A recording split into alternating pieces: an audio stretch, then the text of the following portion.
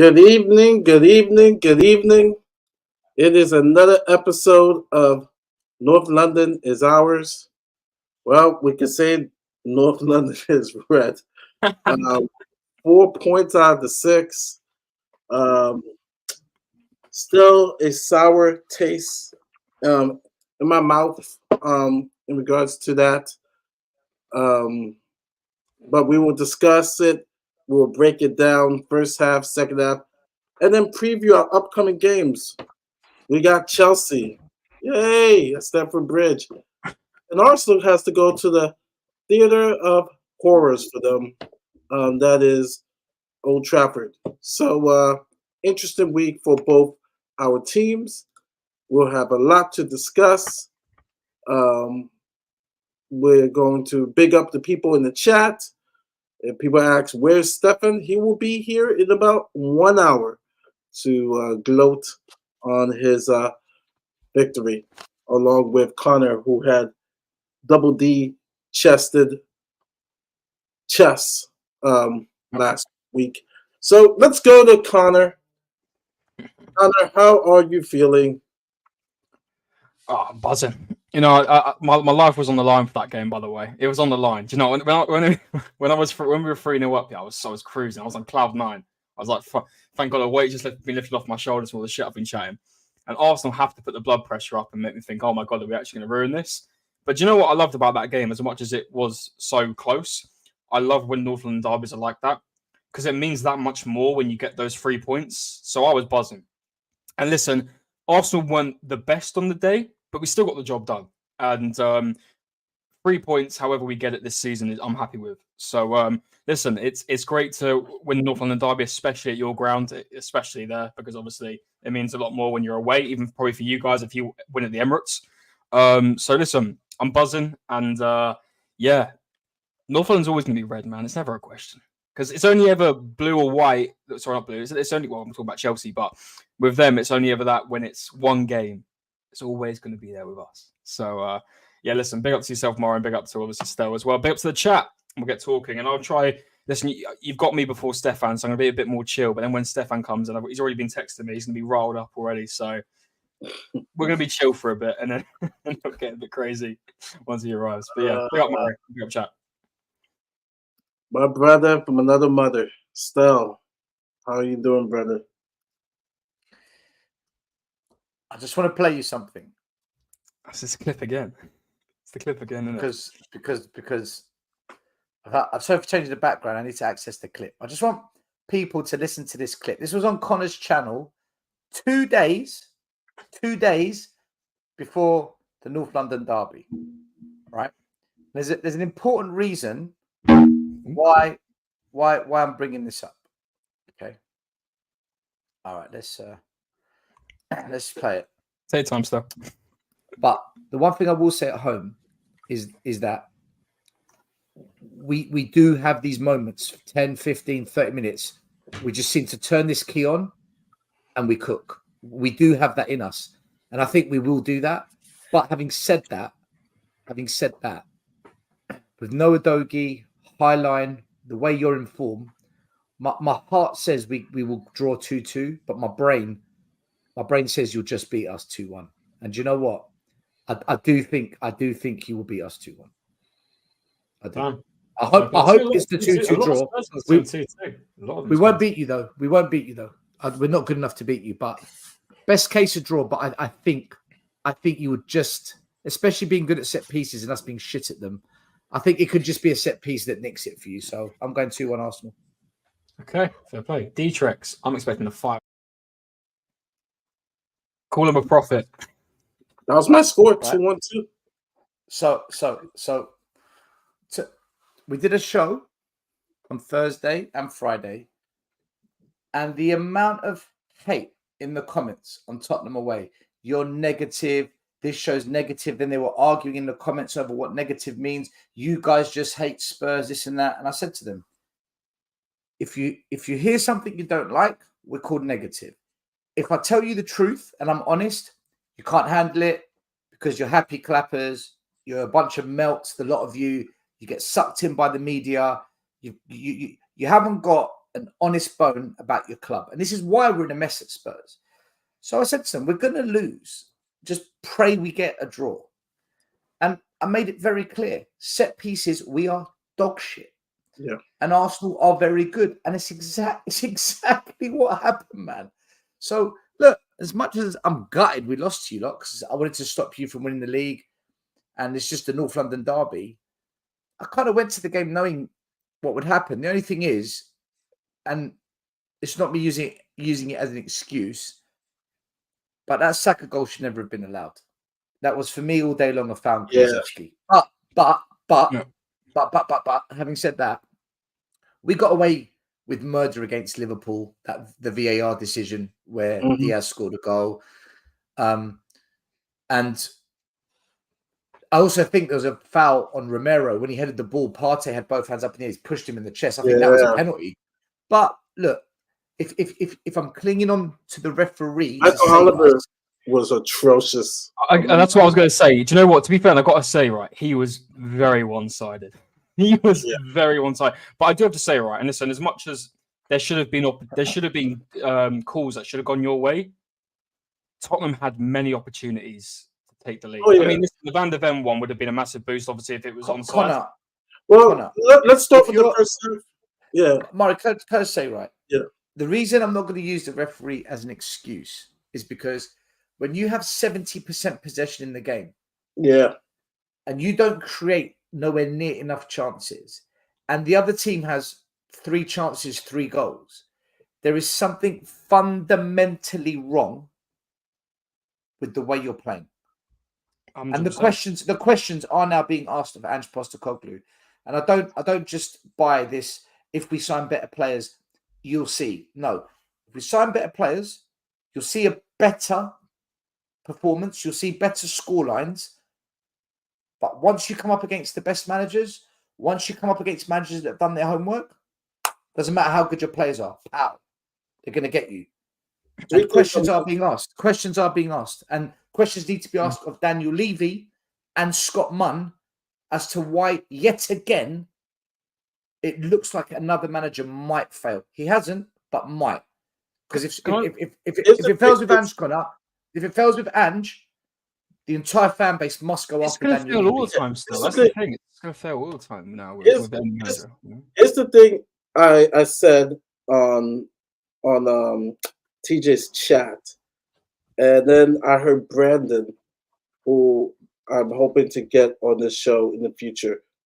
Brandon's an Arsenal fan. Probably one the reason he's pretty reasonable, and he said this. I thought the first half was weird. It was a weird game, especially the first half. And then Brandon put it so well because it seemed like, Tottenham should be ahead, but they're not ahead. Yeah. But when you think about it, it goes to what we questioned Ange about. Are you going to even be pragmatic to the point of trying to get the result? And I think it was a masterclass by Arteta in the sense of we had 7 shots, right? One that really hit the target. Romero had the best chances. He had like 2 or 3 in the first half. And I have something. I'm waiting for Stefan to come when I talk about Romero. That's gonna be interesting. But Arsenal only had 2 shots, and those 2 shots went in. Yeah, and Murray, it's absorbed the pressure and just execute because they knew our weak link. I think that first half. There's a lot more to break down, but I'm just giving a general. Can I quickly ask?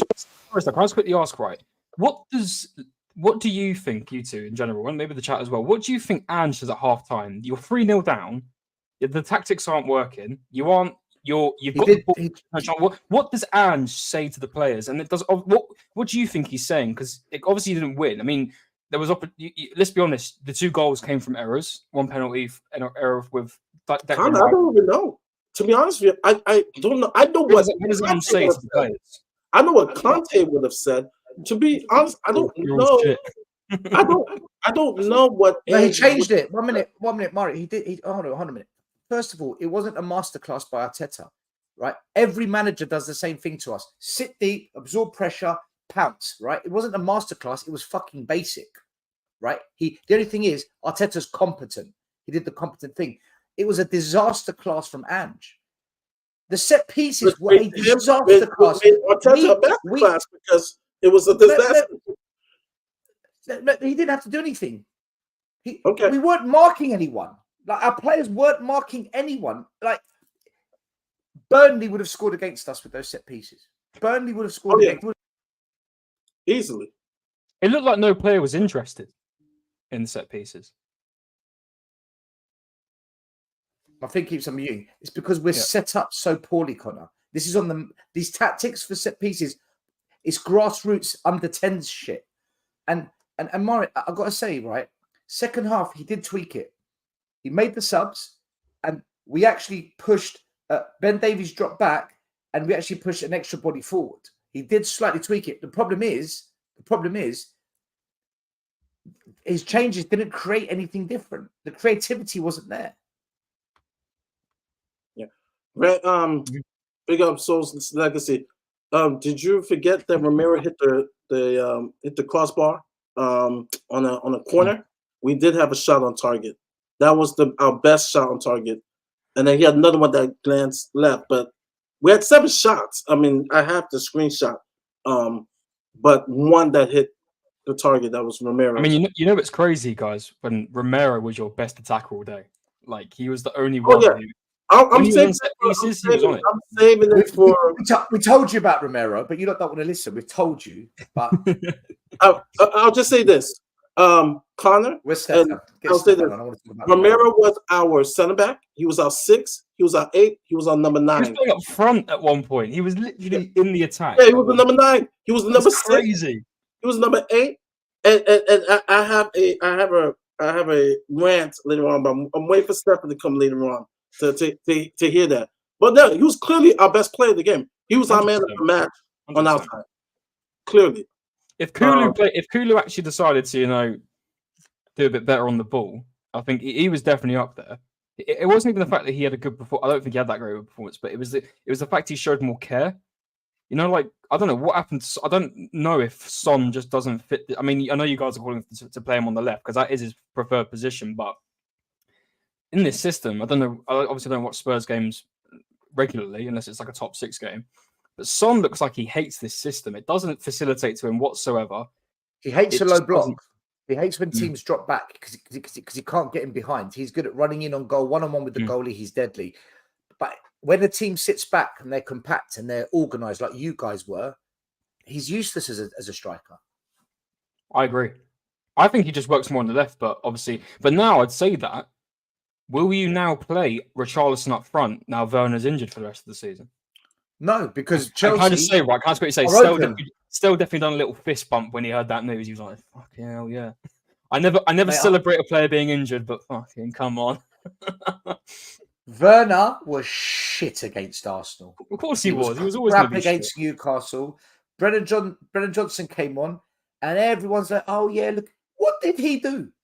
He ran and floated these easily telegraphed balls to Raya, so Raya can pluck it out. Not one good cross from Brennan Johnson, man. Not one take on a man. He's rubbish. They're rubbish. Will he now start? Do you reckon, or do you reckon Richarlison will be up front and Son will be put back on the left? Now Werner's out. It's Ange Postecoglou. God knows what we're going to do. I've got no idea, mate. I'm like Romero. He'll go up front. Fuck those. Let's get back to the first half. I'm giving up, Connor, man. I've given up, bro. I can't fight you like that more. What's the motivation? You're winning the league. We're winning. We're beating City. We're beating Arsenal. We're winning. That clip was fantastic, man. At Spurs fan. We got a couple offside goals. The one was razor thin in regards to Van de Ven, but as you say, there's no consistency. There's supposedly supposed to be a rule change later on about clear path, whatever. I don't know. I've just given up in regards to VAR, but both teams had offside goals. Come on. Now, going back to the penalty, right? And like I said, not saying, like I said, Arsenal was still won, but it was a big call. And I watched it from NBC. So those of you in the chat, I don't know what Sky Sports said, but Lee Dixon, right, is an Arsenal legend, right? Would you say that, Connor? Lee Dixon? Yeah, 100%. Arsenal legend, 100%. right? He's on the NBC broadcast along with the two Robbie Earl and what's the other guy on NBC. Lee Dixon in the 33rd, 34th minute says, and credit to him, says he peeds the runner, and Kulu, doesn't help himself, just drop, but that stumble doesn't really help him. But Lee Dixon basically says it's a penalty. At halftime, right, because the Kulu tripped more than the Madsen. Madsen, they were like, no, it's not a penalty, but Kulu getting tripped up, it was a penalty because it impedes the runner. The halftime show says the same thing. Controversial call, no call, ends up leading to a goal by Saka. Yeah. Great job by Saka because Davies had no chance. I was like, he is going to get cooked.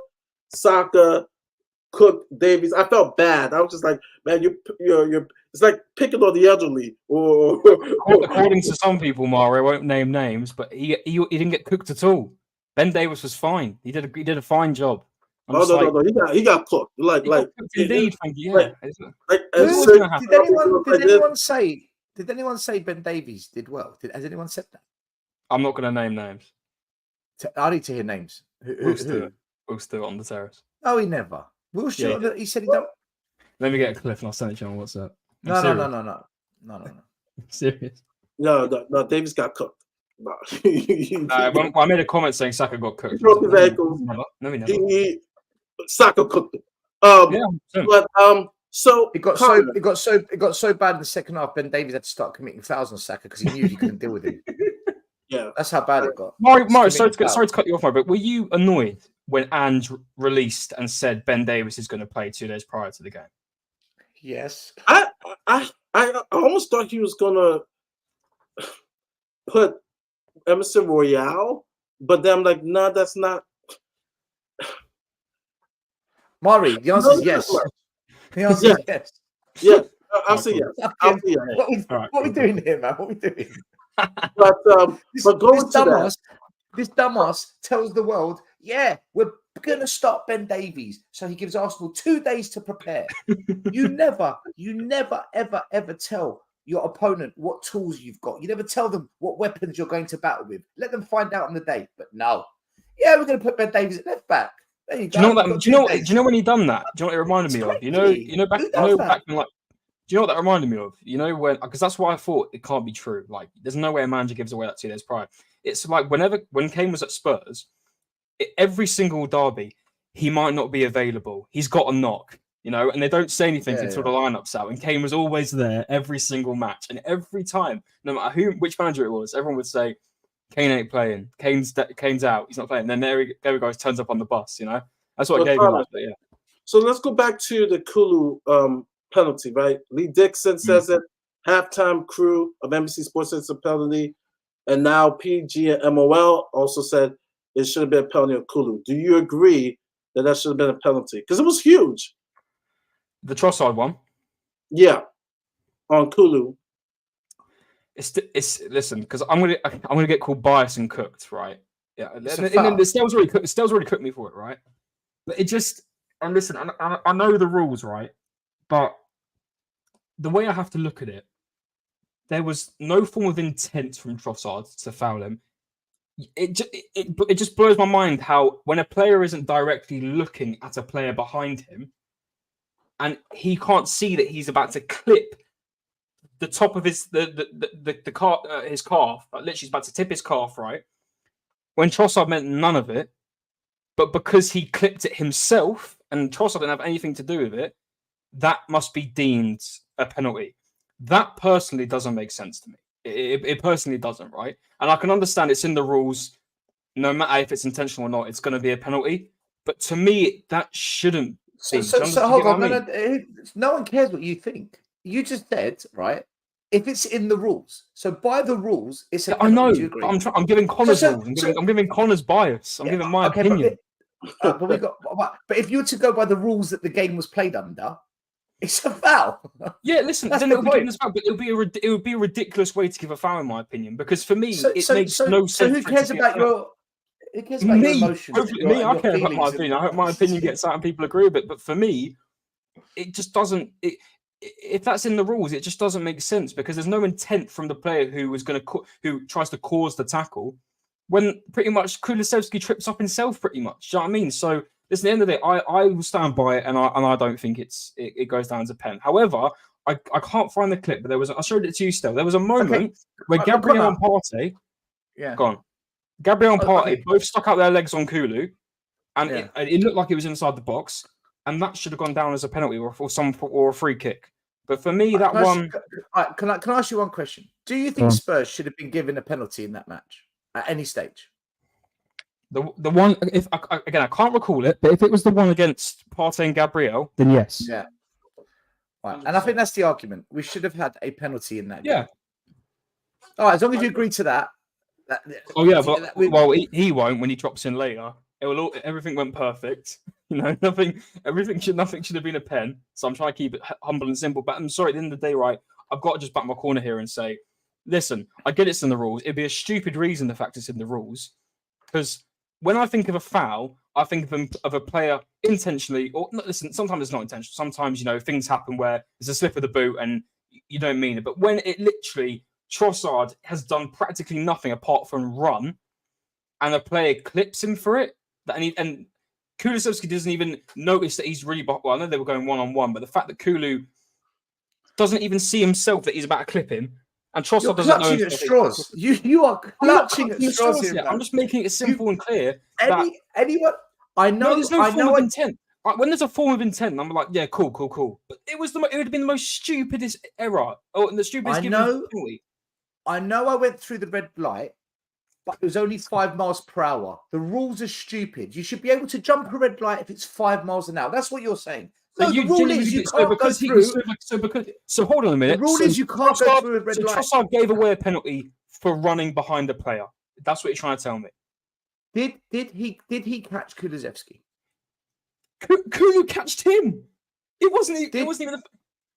Did Trossard get in the way accidentally, not on purpose? Did he obstruct or get in the way? Probably by one stud, but that's a penalty. Right, that's all it takes. That's the rules. I've already made it clear, right? I don't think that's penalty, but there was another moment in the game. I wish I could find a clip for it. And I showed it to you still, where Partey and Gabriel clashed legs with him, and you can clearly see there was no. By the way, I don't blame you. By the way, I blame our manager. In the press conference straight after, he should have said he wants a replay.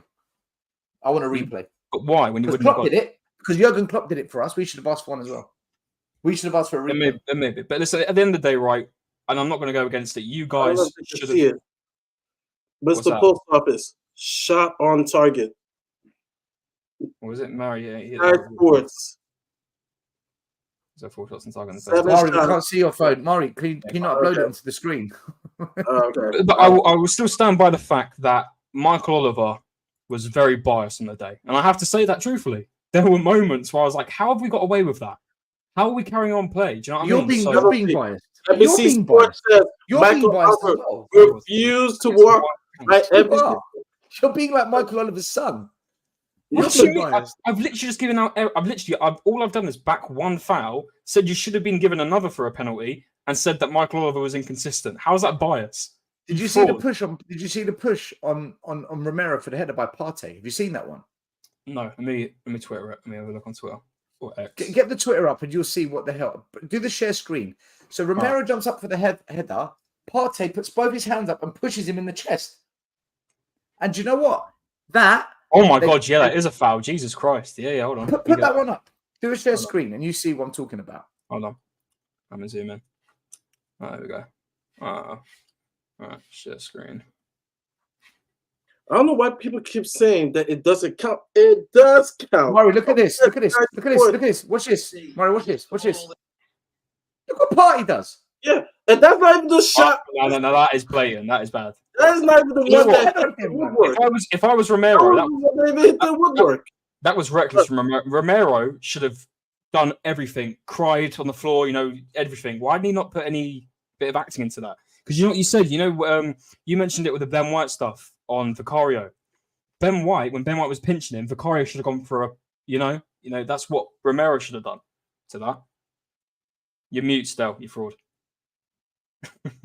Connor, can you put this on the screen? I'm having problems. Do you want the stats on the screen, Mari?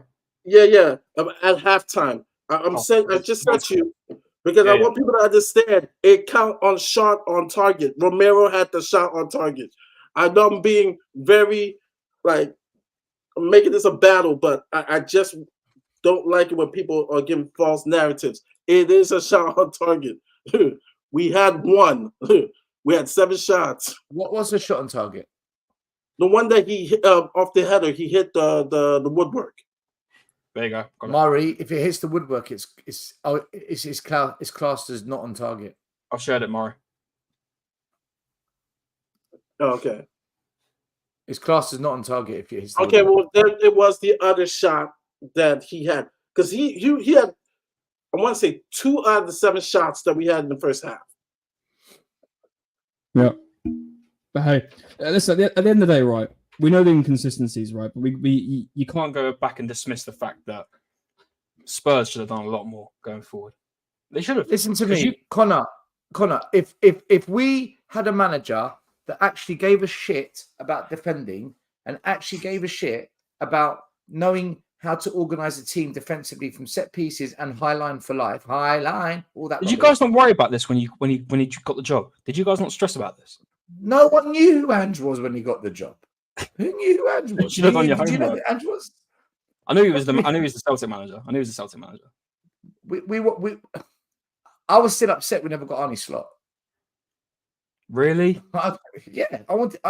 We did. Seriously, we're going to pay the money. That is a Spursy manager, and I tell you right now, he'll be out of that job in 6 months. I'll tell you right now, he'll be out of that job in 6 months. I'm telling you that for free. He'll be out of that job in 6 months. To be honest with you, Connor, the one I really wanted was Nagelsmann. That's the one I really wanted. But yeah, that'd have been a good one. I rate him personally. He'd been a good one. Anyway, look, we've got Ange now. If he just learned to defend, you're loving Big Ange instead, still. I've never sang that song, by the way. If he just learned how to defend, we wouldn't have lost that game. But we wouldn't have lost to Newcastle. We wouldn't have lost to Fulham. In fact, if Spurs learn how to defend, we are probably in a title race. If we learn how to defend, but we don't want to change. It's who we are, mate. It makes me laugh how spaced out your defenders are. It's ridiculous. Like literally, you've got your 2 wing backs literally by the halfway line, and this is when you have possession. Your fullbacks are at the halfway line, and then Romero and Van der Ven are sort of doing the fullbacks' jobs, covering each side of the pitch, and then you've got to rely on Van der Ven because he's got the pace to chase back and receive the ball. How Ange still thinks that's a capable system is beyond me. And listen, I like to believe and think. Listen, managers aren't on social media for a reason. Well, majority of them, they've got admin doing it for them, right? But there is definitely 100%. Ange knows that Tottenham fans aren't happy with his system, but he still carries on with it. It kind of blows my mind. And can we have a quick discussion about what's his name, the set piece coach you've got? What's his name? Huh? No, there's another one. Who was your other? Ryan Mason. That fraud. Yo, you need words of that guy. Real talk. Because I don't know what is wrong with Vicario with set pieces. I don't know whether he's just worried. I don't know whether he just can't. He gets worried when the ball gets flown in. If I was him, just whack a couple of the defenders. Get involved, get stuck in, and then jump up. You're one of the tallest guys in the box. Connor, every team that plays us, right? How to get to battle Vicario. Every team that plays us, right, does 3 things, right? Every game I watch, the opposition does 3 things. Rough up or get in the way of Vicario on set pieces.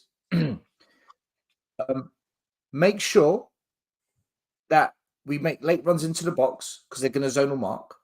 And think balls over the top on the transition because they're so high up. Every team catches us doing this.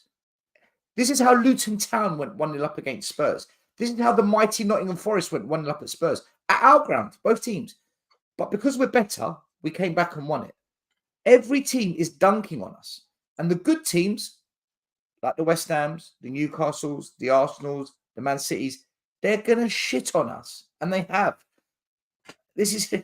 It's, what more can we say, Mari? Like we have these chats on Tottenham Way every week.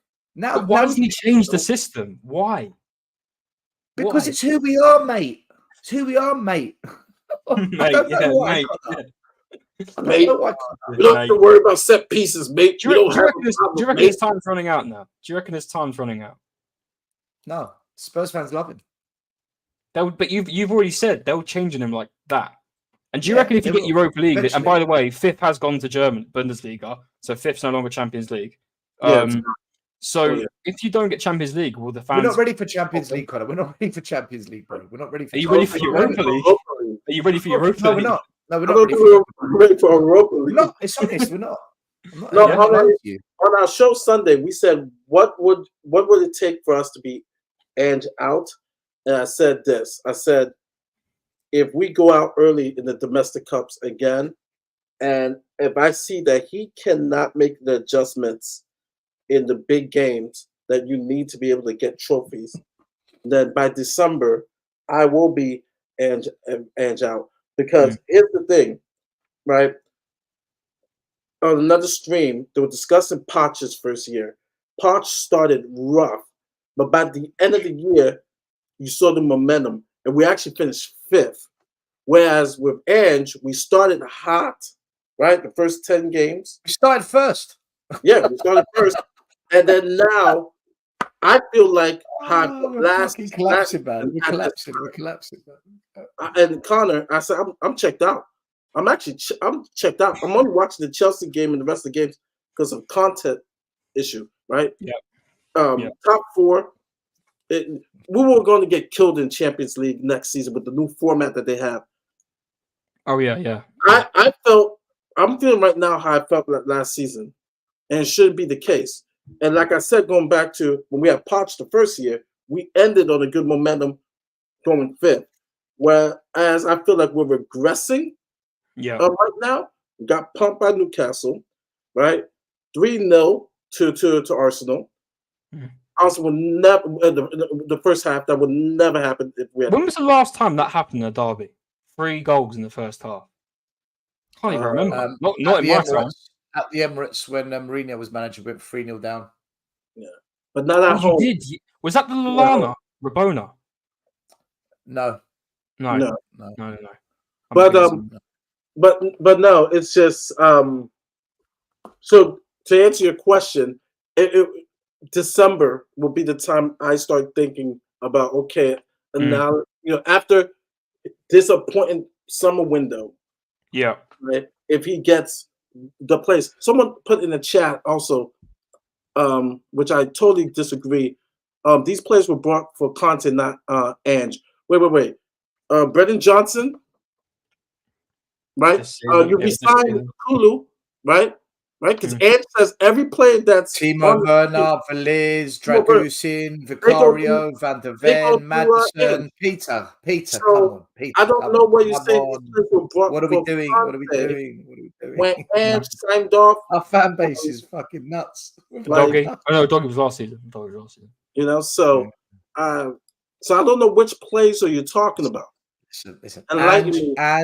Ange isn't going to do a damn thing at Spurs. He's not winning a damn thing at this club, man. I'm telling you now. I can see it. He's not going to adapt defensively. Who can? Who can still? Who can win a trophy at Who can play good football? There was 3 managers, Connor, that could have done it. Well, Mourinho, Name about Poch, but we stopped backing him. Just when we were about to become something special, we just stopped buying players for 2 years, and that killed him. Mourinho got us to a cup final, so we sacked him. Right? It's got to be the worst decision in the last. Conte picked us up from 12th. Kane had checked out. He got us 4th. Kane and Son won top strikers, top assist of the year. Completely turned us around, and we got to the summer, and we just signed a crocker dog shit. Conte checked out, man. Conte couldn't wait to quit. He's like, fuck this. I'm better than this. And the fans turned against Conte instead of Levy. And now we've got a yes man who is good in, the Japanese youth league, the Scottish, Scottish Australian Rivalry league, Aussie League. right? He's come here. He's good. I think Ange's good. I don't think he's a bad coach, but he's got aspects in that aren't. But you've got to learn to defend. You've got to adapt your tactics against the big teams. Sorry to interrupt you. Do you know what I think the problem you can't accept players like Timo Werner and Veliz and Phillips because you're a yes man. Can I quickly just mention you're something? You're finished at Spurs. You're done. I just want to quickly mention. I think it's a big grasp when it comes to did Alex Ferguson go from the Scottish League to the Premier League? Is that how it works? Hold on. No, I'm not comparing him. No, relax. Let me just ask the question. Yeah, he did. Yes, right. He did, Just because I want to put Alex Ferguson out of this conversation because it's Alex Ferguson. But I think it's such a different board game when you're at the best club in Scotland, where, in no disrespect, you barely have to defend, and all they really do, Celtic, is score goals, and they're practically majority of the time win the league every season when it's not Rangers, right? Same thing happened to Steven Gerrard. Aston Villa fell off. Goals conceded left, right, and centre. Didn't really know how to defend. Yeah, but Ange's been managing for 30 odd years. The point I'm trying to make is when you're transitioning from the Scottish League, when you're in the two best teams, and all you're doing is practically just scoring, you don't really have to focus on defending that much. It's a different ball game, do you know? And I don't think he's transferred well from the Scottish League. Do you know what Alex Ferguson did in Scotland? Do you know what he did there? He won the league, didn't he? Let me tell you what he did there, mate. Celtic Rangers. He took over Little Aberdeen. Yeah. Won back-to-back, won titles. Beat Rangers. Beat Rangers in the cup final. In Europe, 1 minute. Knocked out Bayern Munich and Real Madrid with Aberdeen. Aberdeen. Right? Mate, the guy was top class. Well, yeah, we know that. But I'm not trying to compare. And in Europe, got spanked 3-0 against Real Madrid. Played the highlight. Do you not agree with my point though? That you can see we saw it with Gerrard. Listen, Gerrard is a less experienced manager than. But the point I'm trying to make is right. You see, and Anne's played this system at Celtic. I don't know about the J League or the Australian League, where it was more of a high line, pretty much always attacking. I'm like, but that's what you're going to do when you're managing a team like Celtic and Rangers for Steven Gerrard. You're going to be scoring loads of goals. You're going to be attacking.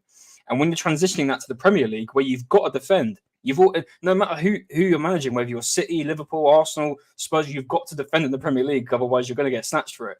And I think that, I just think it was. I can't speak for when he first joined because, like you said, Stowe, I barely knew. All I knew that he was the Celtic manager and he won a title or two with Celtic, right? And he might have won the cups as well.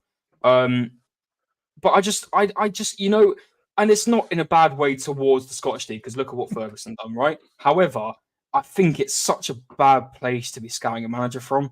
Really, I think we should now learn to not be scouting. However, I think you've got to look at what a manager's done and what level of competition. So when Sir Alex Ferguson took, if a manager comes to goes to any league and takes a mid-table club and beats the top two, you've got to say, hold on, there's something about him. But when he goes and beats the best in Europe, yeah, and you got to talk about it because do you know who did that? Do you know who did exactly that? Ferguson. Mourinho with Porto. Oh, Mourinho. Oh, he did the same thing with Porto.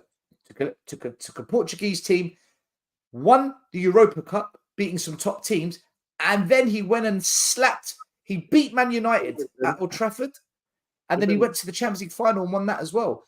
Mourinho, that put Mourinho on the map. That's exactly what Alex Ferguson did. That put him on the map. So they're similar molds, man. They did it. They achieved great success, but with low-level teams. That's a sign of a very good manager. How much of Ange's team came with him to Spurs? As in, I mean, not players. I mean, staff, backroom staff. Nobody. Look at that. Why? Well, I think why did none of his backroom staff come with him? I think one guy came. Why did none of them took? Oh, well, I don't blame him. No offense. Well, it's also age. It's also an age issue too, because, like I said, we don't seem to sign ready-made players who are 26, 28, 25. You're going down the young route, aren't you? Unless their contract is running out or being regulated. In the case of Madison, that's the exception. But is that what you yeah. guys are looking for in the summer? Like proven, middle-aged players? No, No, I mean, no, you as individuals, not Spurs. You as individuals. I mean, I would go after Polina. We've been talking about like a proper. He's on everyone's list this summer. I'll go after Kvaratskhelia. Never. Kvaratskhelia. Which one's that? Napoli. What? Oh no! Don't be doing that. No. That is a Spurs player. That is a Spurs player. Why is quality? No, I wouldn't. I really wouldn't. He won the league. He won the league with Napoli. I know. Look at them this season. Yeah, but hold on. No. I watch a lot of Napoli. Their manager. Their manager. They checked out on their chairman fucked it. Juventus. I'm not sure, man. I'm not. When they lost their sporting director to Juventus because Laurentiis is just like Levy, very hard to work with, right? When he left, Spalletti left because of De Laurentiis. They get Rudy Garcia, who is the most overrated, worst manager in all of Europe. Rudy Garcia is the worst, and for some reason he gets jobs here and there. Roma, whatsoever. He's garbage. Goes to Napoli. I'm like, Napoli's fucked, and that's what happened. Napoli got fucked this year. Yep. Rudy Garcia is the worst. Those guys checked out. They checked out. Osimhen's getting ready to go to PSG. Like they checked out. Now, if they hire Conte, that's the rumor. It will help, but here's the thing: Conte and De Laurentiis. I don't know how long that's gonna last because De Laurentiis is almost like Levy. But the difference is when he finally gave up influence and power and let that keep forgetting the sporting director's name take control. Napoli finally won the league, but he's struggling because that team is checked out. We're like 8th, 9th right now in the Serie A. Yeah, I think they're 7th. Maybe they might have gone down actually. They may have gone down. I think they're currently 8th or 7th. Like Dan said on Hotspur Hood, right? This was the easiest job to take, the Spurs job, because all you had to do was come in, kick the ball forwards, show a bit of attacking play, and the fan base will be happy because of the last 4 years. They'd be happy. And that's what you've got now, happy fan base.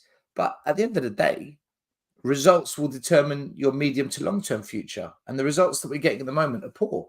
And that's why the questions are being asked. And a lot of fans at Spurs are saying now, wait till next year. It's always your second season. That's what we did at Celtic. And I don't like it when we compare managers to other teams when they're at managers. To what they've done in the past. In previous jobs, yeah.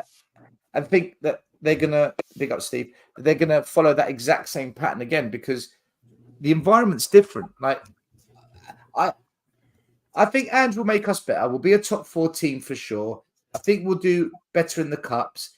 That's just not enough. It depends on the Spurs fans what they want. We've got This is what I mean. You can't go on a trophy drought since 2008 and just be accepting. This is like. If Arsenal fans are like, listen, we're lucky enough to be winning trophies since that time. Not lucky enough to win a good couple of FA Cups since then, right? But I just can't wrap my head around when you are. And listen, Spurs are in the Big Six. They're part of the Big Six, right? They are. It's true. However you want to put it, they are a part of it. If you're part of that, in a league, and the fact that you're only accepting Champions League football and we're not a Big Six. We're not a Big Six club. We're not a Big Six club. We're a Big Six business. No, I mean you're part of the Big Six. I didn't say no. I didn't say you're big. I said you're a part. In words of the Premier League, you are part of the Big Six. That's what I mean. So when you're part of that group of teams, right? And the fact, not you guys, I'm talking about the guys that, the Spurs fans that are all happy clappers. When you go ahead and just accept Champions League football, I think that's enough for a football club, especially. And it's just like, are you looking to have a trophy drought for another couple of decades or like what's going on here? Do you know what I mean? We're not winning anything with Levy, bro. It's not happening. It's not happening. It's not a priority. It's not a priority. But how? So how? We're building a hotel that's now. the thing that confuses me, We're right? building a hotel. We're looking for There's third party. that's the thing, right? Because when you finish said place in the Premier League and go to said place in Europe, you obviously get a bit of an extra chunk of money, right? And Levy cares about the money, of course. He's the owner, for God's sake. But why don't you want to try and get the most out of it possible, invest the most, and then go ahead? If you want to go ahead and win a title, you're going to get a big jacket of money from that. Because Why that don't you means wanna- taking. Because that means taking risk. Because that means taking risk. He's been manager for nearly over 2 decades. How can you not be taking risks already? Here's the problem. Because you're happy to spend £100 million on Declan Rice, take the risk that money's worth it. Levy's never, ever, ever, ever, ever going to take your that record kind of signing, Richarlison? Yeah, he's not going to take that risk. And you gotta understand too.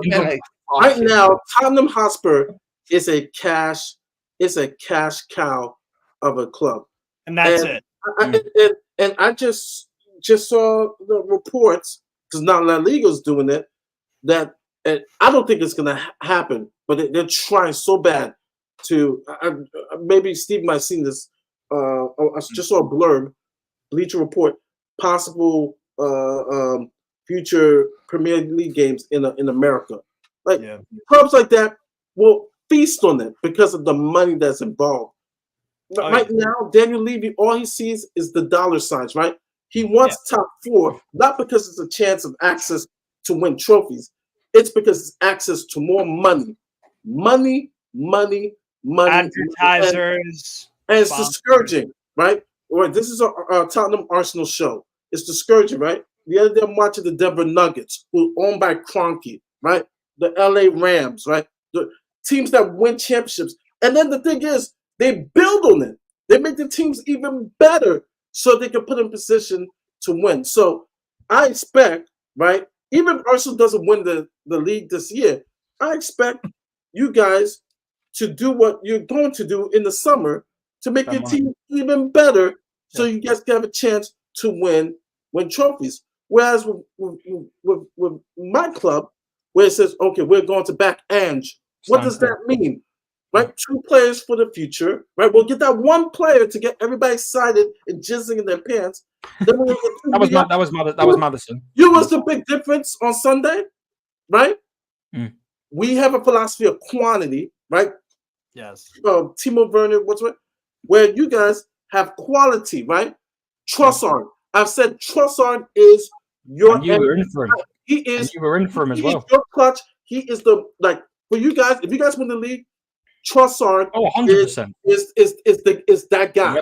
Yep. And mind you, we went 4 weeks after him. Didn't want to pay, and what did Arsenal do? Swoop right in and got the money.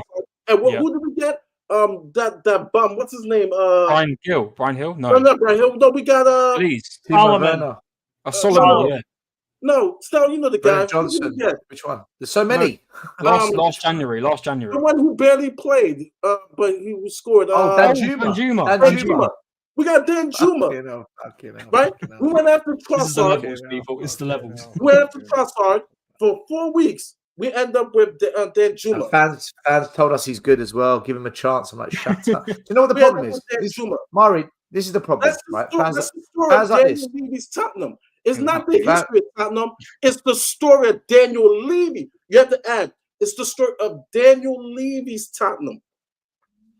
Until your fans realize. So to finish my point, so on Sunday, what we saw was quantity philosophy versus quality. And Arsenal is following City and Liverpool's model of quality. Yeah, but Mari, hold on a minute. No, 1 minute. Quality of manager as well, because those set pieces are on the fucking manager. That's on him, right? Look, fans like this in a hype. This is the problem, right? You are the problem, my man. You are the problem. I don't care. Unsubscribe if you don't like it. I say it as it is. You can't tell me it was not the easiest job in the world to come to Spurs. Before we even kicked a ball, all the Spurs fans said, oh, we expect 8th or 9th. Well, fuck me. What? You can come in and finish mid-table. You can literally come into Spurs. As long as you finish mid-table, the Spurs fans said they'll accept it. How is that not easy? And then you play a bit of attacking football as well. Oh, my God, the fans. You know, the fans were in hysteria.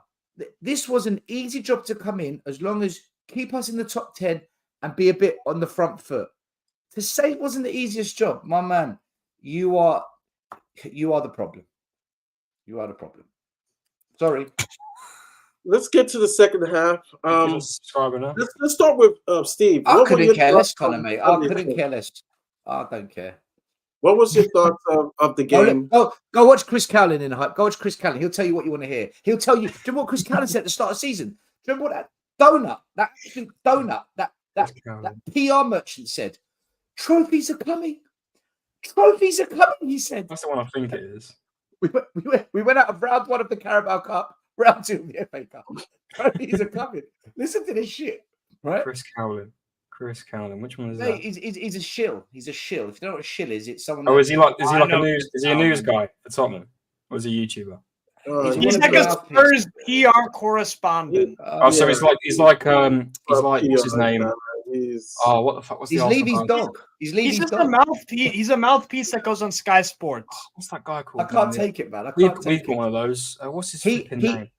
I've got a video of him where he said, yeah, Timo Werner, good bit of business. We've got the option to buy him as well for 15 million. That's cheap. He's low risk. He can come in and do a good job. 2 weeks ago on his show, he said to everyone, I think I've changed my mind about Timo. Oh, well, fantastic. Because on Sky Sports, you told Planet Earth that we're on to a winner. You know, after telling them we're going to win trophies, mate, it's insane. Our fan base is off its rocker. Charles Murray, Watts. listen. That's our one. Charles Watts. Yeah, That's Charles Watts. Charlie boy. Charlie boy. Our can I have another question, please? Is off its rocker, mate. Another question, Madness. Charles. Now you know what it is with Spurs. Spurs in general, and the fans, like y'all are finished and a commodity. Y'all are Mike Ashley on steroids. Y'all are Mike Ashley on steroids.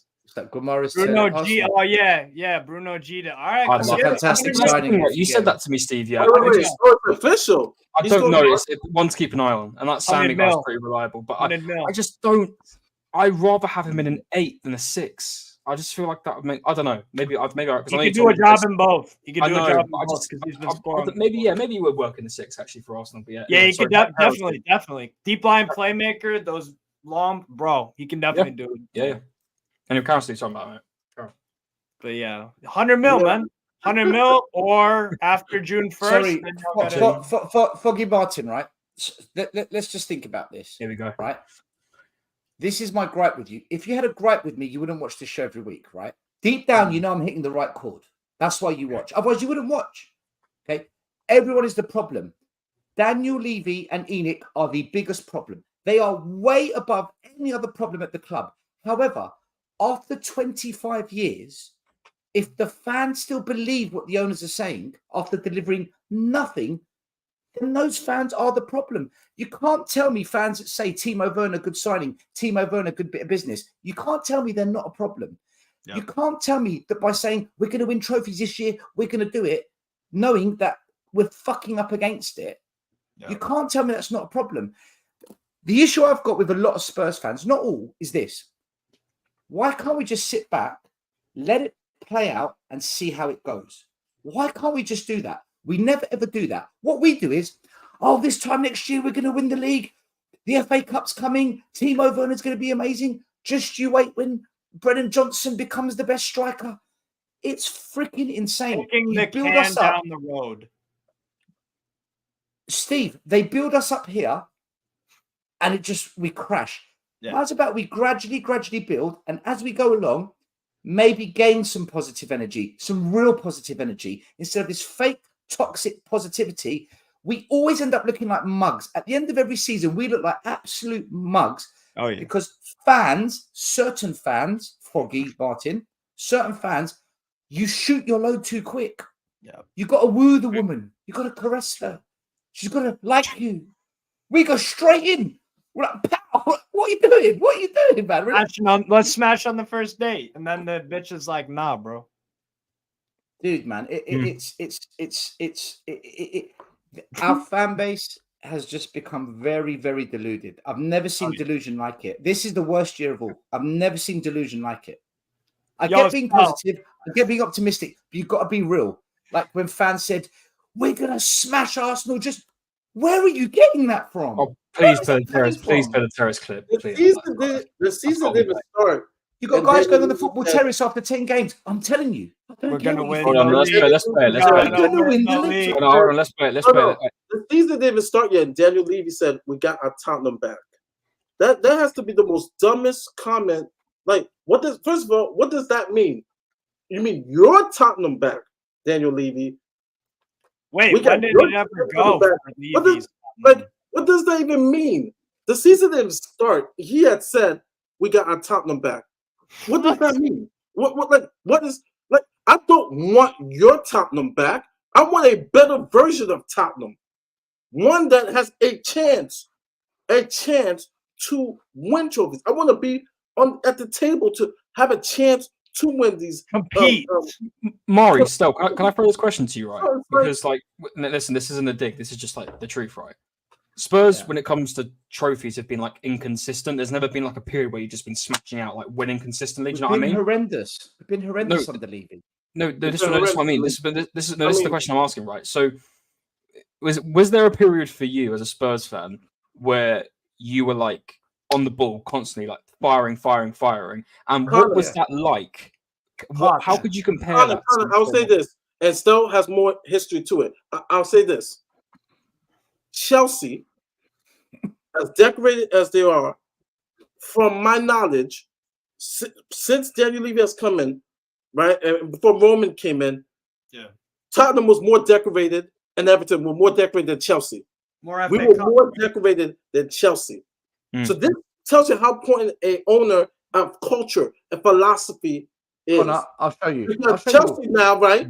Everybody, right? Chelsea. When was Tottenham actually? We've got our Tottenham. Connor, when was it? Connor, let's break it down to 25 year blocks. Nice. On average, every 25 years, we win 5 trophies. So you could say every 5 years, Spurs win a trophy. We did it from 1900 to 2000. Okay. Soon as Levy Needit came in, look what the hell's happened to us. Yeah. Right. From 50s to the 70s was our best era. That's when we had Keith Berkhamshaw. I forgot the manager of the 50s. Blimey. Someone in the comments tell me he was a top manager as well. Keith Berkhamshaw played. It's not Keith Berkhamshaw.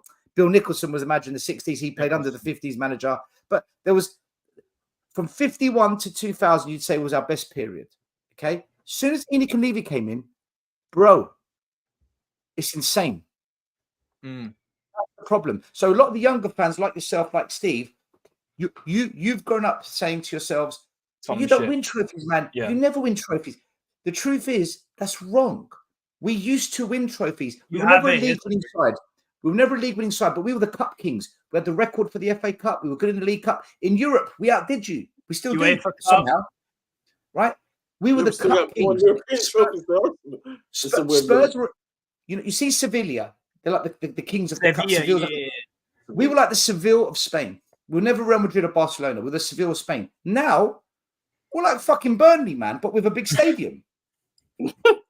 Yeah. And our fan base has accepted it. Our fan base has accepted this. They've accepted this. I know you've probably said this a million times, right? And this is going off topic, so I'm sorry about this, Murray. What will it take for Daniel Levy to leave this club? And I'm going to put it out there. Will it generally take his death to let him leave the club? Like, what will it actually take for Daniel Levy and Enoch to leave Tottenham Hotspur?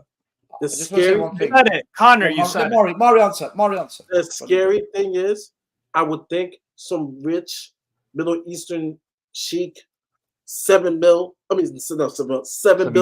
8 billion, 9 billion.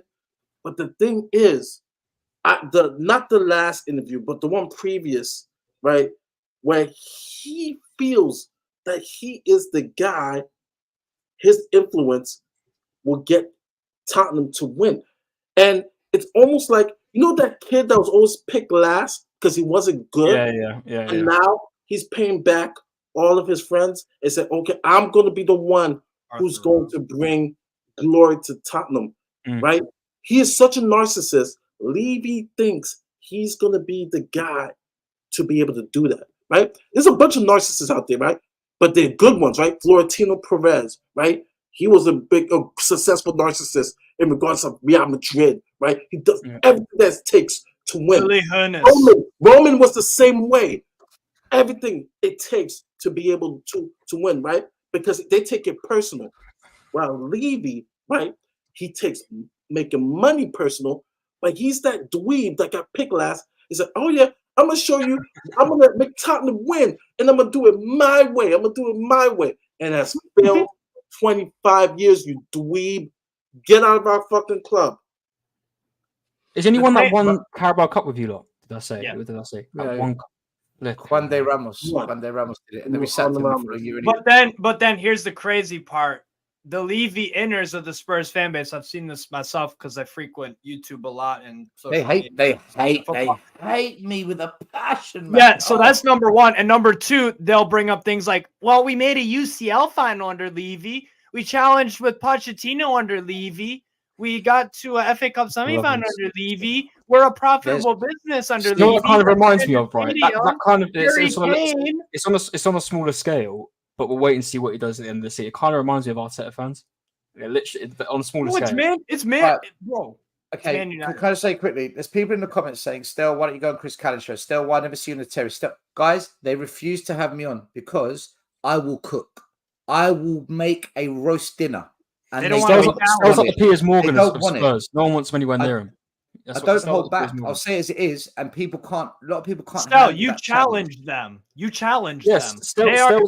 There's a presenter over here in the UK called Piers Morgan. Stel was the Piers Morgan of you're the interrupter with the fact. Piers Morgan. He is Piers Morgan. That's how I recognise the bold version. But the issue we've got at Spurs right now is this: we cannot unite on anything as a fan base except for one thing.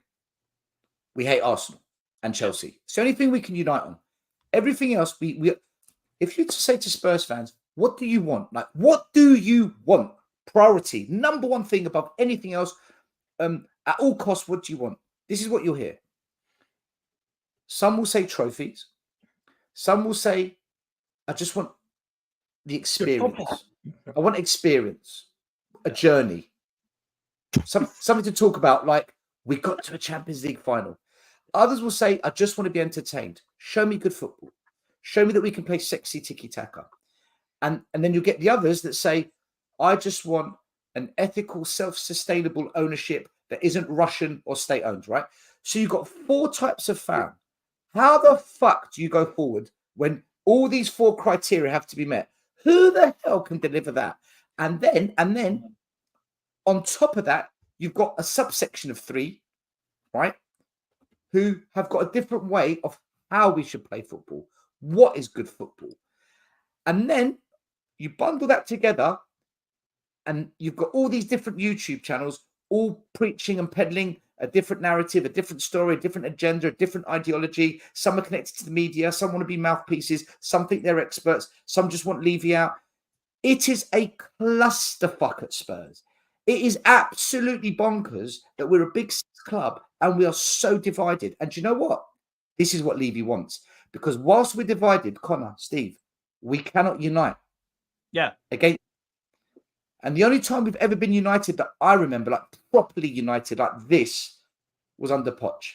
And they fucked him. Yes. Yeah. So I don't know what more I can say about Spurs, man. You know, maybe we should change the conversation because this is an Arsenal Spurs show. How do you not think about Arsenal? Are you going to win the league? Are you going to win the league, man? Hell yeah. No, joking. Now listen, do you know, I'll be clear and honest here. I think we're going to win all of our games. I think we're going to beat Bournemouth, even though they have been very good under Iriola. I've got to praise Iriola. He's been fantastic for Bournemouth. Do you know the one thing I've loved this season? The more resurgence of Bournemouth and Crystal Palace. I've loved it this season. I think Oliver Glasgow is going to be such a big help to Palace, right? Yeah. But I think we're going to beat Bournemouth at home. We should be beating Bournemouth at home, in no disrespect. I think it will be a tight game. It'll be hard, but I think we will beat them.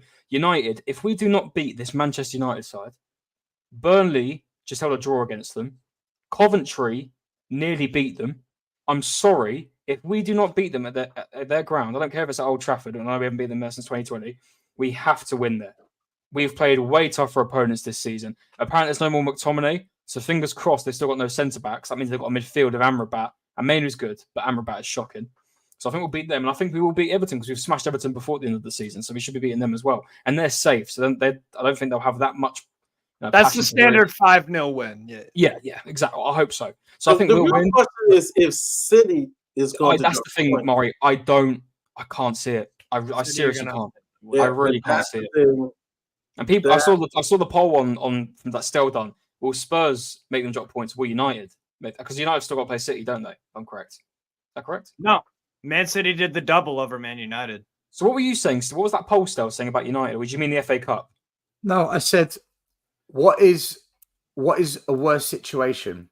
Spurs beating Man City and gifting Arsenal the league, or Man United beating Arsenal and gifting Man City the league? Give City the league. Oh, sorry, I might have read it wrong then. Yeah, so listen, Wolves, Fulham, people are hoping and praying. I don't see it. I'm sorry, but if there's no way Tottenham beat City the way they played. Unless Ange just piles everyone back and plays low block. Or if I don't Man think he City won't. missed sitter after sitter. People will not beat this City. People who have hope that Spurs are all of a sudden going to beat City, and it's not even down to the fact that Spurs don't want Arsenal to win the league. There is no way in God's hell chance that Spurs win the way they play football. There's no way. And West Ham, listen, they've got assets to possibly get a result, but Can you imagine what Goku is going to do to Ben Davies? Oh, bro, he's going to cook him. Yeah, Cook him even more than not even that. Look at, I think, Phil Foden. Phil Frank, Foden. I know you want to see this happen, but do you honestly believe that Spurs It's not going to happen. It's not going to happen. City? Maybe a draw by some luck. Do not underestimate us. You know what? City won't don't lose their underestimate games, us. but they could draw. But I find it very unlikely. And by the way, can someone check Chris Wood's bank account? Real talk. Because I think Pep slipped him something in that He's bank not account. that good, Connor. Why are you talking? Why do you have expectations of Chris Wood? Why do you have expectations of Nottingham fucking Forest? He should have They're put one away. battling relegation. No, man, he should have put one away. Expect He should have put one too away. But listen, this is my point. This is my point, though, right? Ben Davies is injured. So There is no way. And guess who's the next man up? Emerson Royale. Emerson Royale. Chicken Royale. Yeah, for me, Maury, if I've got to think logistically, right, I think we'll beat Bournemouth and Everton. United, it's always weird with us, but we should we've got in my mind. I don't think you're going to beat United. I'm telling you. That's what I mean. Yeah, I think, yeah. That's what I mean. You know what it is, Connor? The last funny time feeling, man. you mentioned the last time that you beat Man United at Old Trafford, which is true. 2020. You did beat them in 20. Was that with the crowd? No, with Aubameyang's And I'm 1-0 saying, penalty, and I'm not saying that it doesn't count. But what I'm saying is there's that difference with the crowd and that, yeah. Yeah. I'm not saying it doesn't count. I'm just saying it's different. It's different. So the last time you beat Man United at Old Trafford in the Premier League with a crowd, 2006. Yeah. 2006. You've won there twice. But then again, Twice. isn't Eric Ten Hag breaking records for this being the worst United Oh season? yeah. Years. So Did you At the same time. All right. Did you guys see Chris Wood over the weekend? he was for a hat trick against Newcastle. Did he? But yeah, He should have put 4 posts for. Bro, that's what I mean.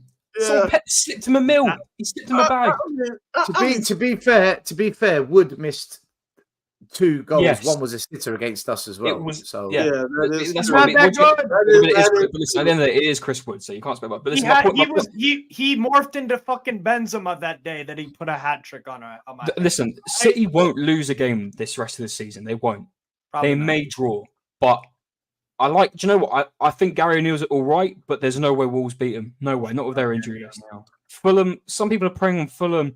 Listen, no, don't get it twisted. Please don't. Fulham can be sticky though, man. That's what Fulham have at their ground, maybe. Oh, I don't know, man. Listen, I think we'll win all right. Imagine we draw with City and you draw with Man United. That'd be bloody hilarious. You both choke. I'm trying to think of the last time because that what's it called? Who plays first? Who plays first? Spurs. No. Is it Man United, Arsenal? Is it Spurs, City? Which one's first? It's Spurs. You're on the Thursday, aren't you? Thursday. I think. Yeah. The first. No, that's. Oh, hold on. Southgate. No, that means we're second then. Yeah, we're second. Then. You are playing on the 14th of May. Yeah. No, you're playing before us still. You're playing before us. You're on the 14th of May. When Spurs beat Man City. Sorry, no, we're on the 12th. You're on the 14th. We're playing before you. Yeah. Sorry, my bad. Yeah. Right. So if you beat Man United, That's a lot of pressure for Man City to now take on board, right? But if you don't, Man City going to rip us. Man City. There's no. I'm sorry. Listen, I had hope. Hunting. I had hope, right? Because I don't watch enough Spurs, but I literally watched you lot. There is, if this fraud, right? This Australian fraud, if he goes out right, Jesus, and goes ahead, and plays a high line against City, he is going to get bent over like no tomorrow. I genuinely see a high score. Ayo. Someone get Marshall on the clips. Listen, I don't see if Spurs beat City, right? This is the thing, because I said this to you. Right? I said this How the fuck do I cheer those goals that we score? How can I go to Spurs? Because you know what you do, Stout? You look yourself in the mirror and you say, "Oh, when the Spurs." You know what I said, right? This is what I said. I can't cheer. The Spurs go marching. You gotta get yourself hyped. This is what I said. Will Spurs? That's your the team. Players, right? That's your team, Stelios. This is what I mean. On the day, right? We're going to give Arsenal the league. My team's going to give Arsenal the league. My team's going to give Arsenal the league. I don't even think we're going to beat Chelsea tomorrow. We're not beating Chelsea, bro. I said 3-2. I think there'll be We loads go of to goals. Stamford Bridge, and then we go to Anfield against Liverpool. Yo, this is going to end bad. Like, we got back to back. You'll get a draw at Anfield. Liverpool. Yeah, I think we might draw Anfield. I agree. You get a draw at. They're not playing very well. Chelsea. They're checked out for the season. As well. Liverpool. It's at Anfield. We've seen City It's at Anfield. We don't ever win at Anfield. No, but you do get draws sometimes. Okay. Maury, as Spurs fans, okay, how can we possibly That's what I mean. cheer our players scoring against Man City when we know at the same time every Arsenal fan's going to be jumping up and down in front of the TV when we score as well? How can we joint celebrate?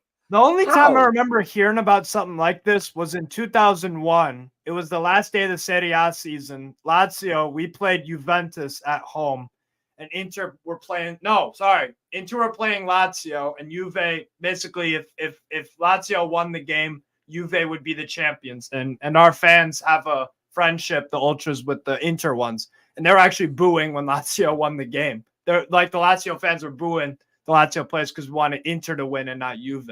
That's the only time I remember this kind of storyline of like the fans of the club don't want the rivals to win and instead someone else. It's crazy.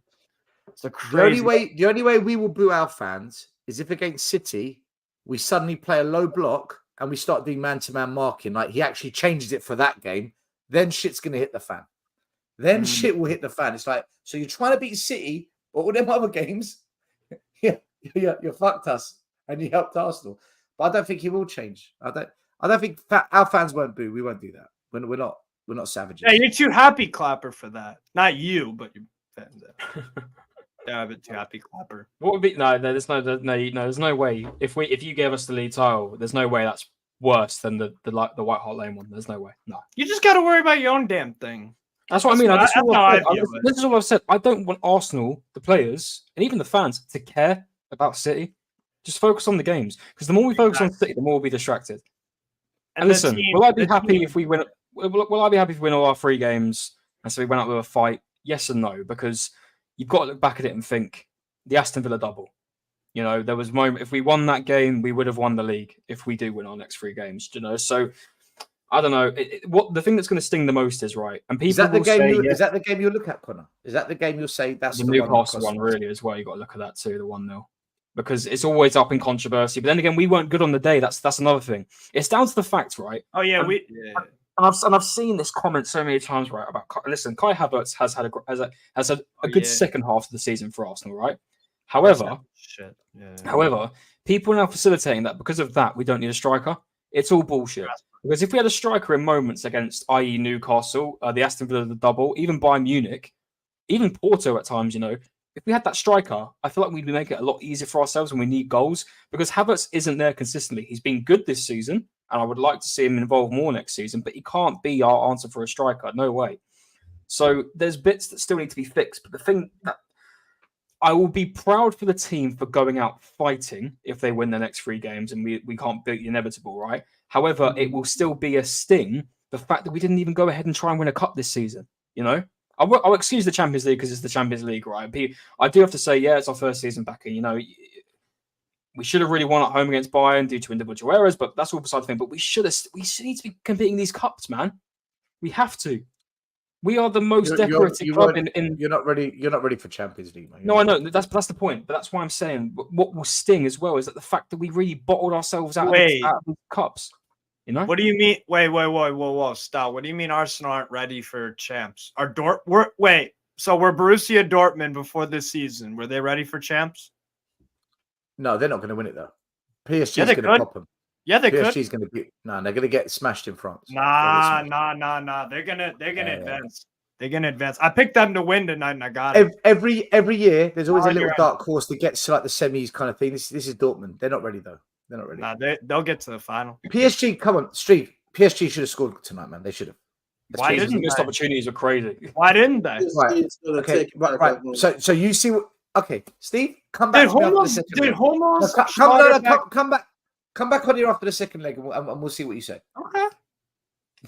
But either way, my point is every time Dortmund are down, you are the same guy that I sat on a show with that gave me this speech of the history of football and how for sure Spurs are going to be Arsenal. And I sat there in front of you. I got it wrong. I'm sorry. I'm sorry. I was trying to give you not going to win it. Opium, and I was trying to do a Matrix thing. All right, sorry. My bad. You're doing the copium for Dortmund as well. It's not a copium thing. I don't care who advances in that. All right. Let's have final thoughts. I think, by the way, Bayern are going to win it, man. I've been saying it for a while. I think no, not under that fraud. He was shit, by the way. He was shit last night. He was shit once again. Who was shit? Who do you think? Harry Kane. Jesus Christ. How was he scored this many goals this season? I don't know if Kane was shit. No, he wasn't shit. He was average. No, but that's the thing. He wasn't shit. But how he's had this many goals when I've watched him now? He doesn't even play for Spurs and they're still rattled by him. He doesn't play for Spurs and they're still rattled by him. No, the point I'm trying to make is he doesn't. How does this team facilitate him scoring goals? Was shit. I mean, how does this team facilitate him scoring goals? Kim Min-jae was shit. I mean, Real Madrid he was. Begging Kim Min-jae. Now I know why Eric Dyer starts at Bayern Munich. Now I know why. Because I was shocked why Kim Min-jae got dropped last night, and this made me laugh, right? That's because I don't know watching on that first goal from Vinny J. Kim Min-jae going ahead and shouting at Kimmich like it was Kimmich's fault. Kim Min-jae pulled himself out, broke the defensive line, and cruised. That man is 34 and he's playing like a prime Maradona. Where's the final this year? It's in London. It's in Wembley. Yeah, Wembley. Yeah. It could be a Dortmund. It could be a Dortmund Bayern Munich. Nah. It's Madrid, man. It's gonna be Madrid. Eric Kane comes back to just prepare for one hand on one trophy on one handle and another hand on the other. A joint lift. Can we also talk about the? Can we mention the facts, right? Can we mention the facts? The one season Bayern aren't challenging for a league. That's a good question. What will hurt more? See Kane win the Champions League. If Bayern win the Champions League, we are in the mud with Eric Dyer. If Bayern win the Champions League, I'll go bold like you still. Real talk, I'll go bold. I'll shave my hair off if Bayern win the Champions League. I'm a man of my word. Your hair? I don't think we will. Of course you can, mate. You would shave your hair off. You sure? Take some of the Steve's. You got nice hair, Connor. You don't want to do that, bro. Madrid are going to win the Champions League, 1,000%. Yesterday was a game of two hearts. Save those bets for big things when it really matters to you, because this isn't. I'm just trying to figure out why people are counting Dortmund out in the second leg. I'm not counting them. I want them to go ahead and. Not you. Talking to Stelios. I tell you what, though. What? Because I've watched Dortmund, and I just don't think they're good enough to go to Saint-Germain. I think Saint-Germain this year, if Bayern don't win it, I think Saint-Germain win it. I think Saint-Germain. No, they're too inconsistent, man. They've been decent this year, man. Saint-Germain have been decent this year. They have. But in the Champions League, keep it. So I'm picking Dortmund to get at least a draw at the Parc des Princes, because Newcastle, we done it. Barca beat them there. They did beat AC Milan and Dortmund, and I've seen in a few Ligue 1 games I watch every PSG game, and a few home games this year they've drawn. Mbappe and Dembele are going to cook. They're going to. Wait for next season tonight. Yo, wait for next season. They should have scored. They missed so many chances, man. It happened. I'm telling you right. Next season, Madrid are gonna. Oh, fuck you, Scott. Madrid are gonna walk through that Champions League next season. They're gonna walk. This guy. What? fucking hate Scott, man. He gets me Real riled. Madrid good, yeah. Madrid are gonna walk like this for the Champions League next season. And They're doing the Mbappe, Vinny Galacticos J, part. Rodrigo, Yeah, when they sign Bellingham. Mbappe, yeah. Hendrick. They might I'm sign gonna do it. Team, that Real Madrid attack next season, I think if they all stick around, it could be the next like MSN or like the or Benzema, Galacticos. Ronaldo, Bale. I'm gonna being do. serious. Like, literally, I'm gonna do. I know we're going off topic, but for that new show, we'll make an announcement in a couple of days. I'm gonna do a very controversial show because, because I got to an argument with one of my buddies who's a huge Real Madrid fan. I'm not a big Real Madrid fan. I think I seen them as well. They can't be the Dallas Cowboys because they don't. The Cowboys haven't won nothing. The Cowboys do fuck all. Well, but I call Real Madrid the best team money can buy, and I looked at what periods that Real Madrid did struggle and did not win European championships. And I looked at this. I looked at the 70s. I looked at the 70s. I looked at the 80s. Right, they didn't win the European. They start coming back, like 94, 95 in Europe. And then eventually at the end of the decade, in the 90s, they won. And I was thinking, like, what has changed in the world of football? I think there's no team, no club in the world that benefits from literally the break of the international rule of how many international players you can have in your team. Because I'm thinking Real Madrid is Galacticos. And their whole team, like, it's barely Spanish. Right, and I have friends who were in Spain. Carvajal, Nacho. Yeah, but they're few. The team is basically France and Brazil. Like I'm looking at it, and I'm just like, I remember the period that they did it. I remember the time, and it's fun because here in America, MLS, you're only designated, 3 to 4 designated player, right? So you're only allowed to have 3 or 4 international players. And I'm looking at the past in football where there were limits on how many foreign players they have in your team. And I think Real Madrid in these last 2 decades have benefited from that evolving where you can have as many international players on your team. Because it's almost like unfair that Real Madrid gets all these star international players, almost to the point that they're barely Spanish. I know you tell me Carvajal, Nacho. And by the way, Carvajal's been the best right back of the 2010s. He's been fantastic. Yeah. To be fair, I don't watch. It's not like he's like an average player. Carvajal has been Real Madrid is not a Spanish team. At least with Barcelona, right? There's people from the academy. They have Spanish nationals on the team. But I'm looking at the roster of Real Madrid. I'm just like Brazilian, French, French. How English is Tottenham? Where are the Spanish players? How English is Tottenham though? You have Madison. I'm like, where are the like? Oh, here he is. Oh, winners of the second half FC. Mari, wait, Mari. Right, just let Mari, this cook now. Mari, you're about to wrap it up, yeah? Let's just tell goodbye. Yeah, it's true. He's ready to cook. Listen, He's ready to cook. Oh man. Oh, maybe we can go back to talking to the game. All right. Stefan's here. I'm going to I'll do a quick just review of the game. I just want to say I want to commend you guys for your match reactions after. I thought it was very balanced, very fair. I watched the actual Tottenham stream. You guys were completely in terms of fair on the game. Arsenal played a very tactical game and won. They exploited your weaknesses. It was I thought it was it was pretty predictable that Arsenal would target you on set pieces. Everybody knew this. You had 2 weeks to fucking prepare for this and still didn't do it. And so that's exactly what happened. And you know what? Respect to you guys, because I didn't hear Stel or Mari say, "Oh, but we had 70% possession," because Newcastle had 27% possession 2 weeks before that and beat you 4-0.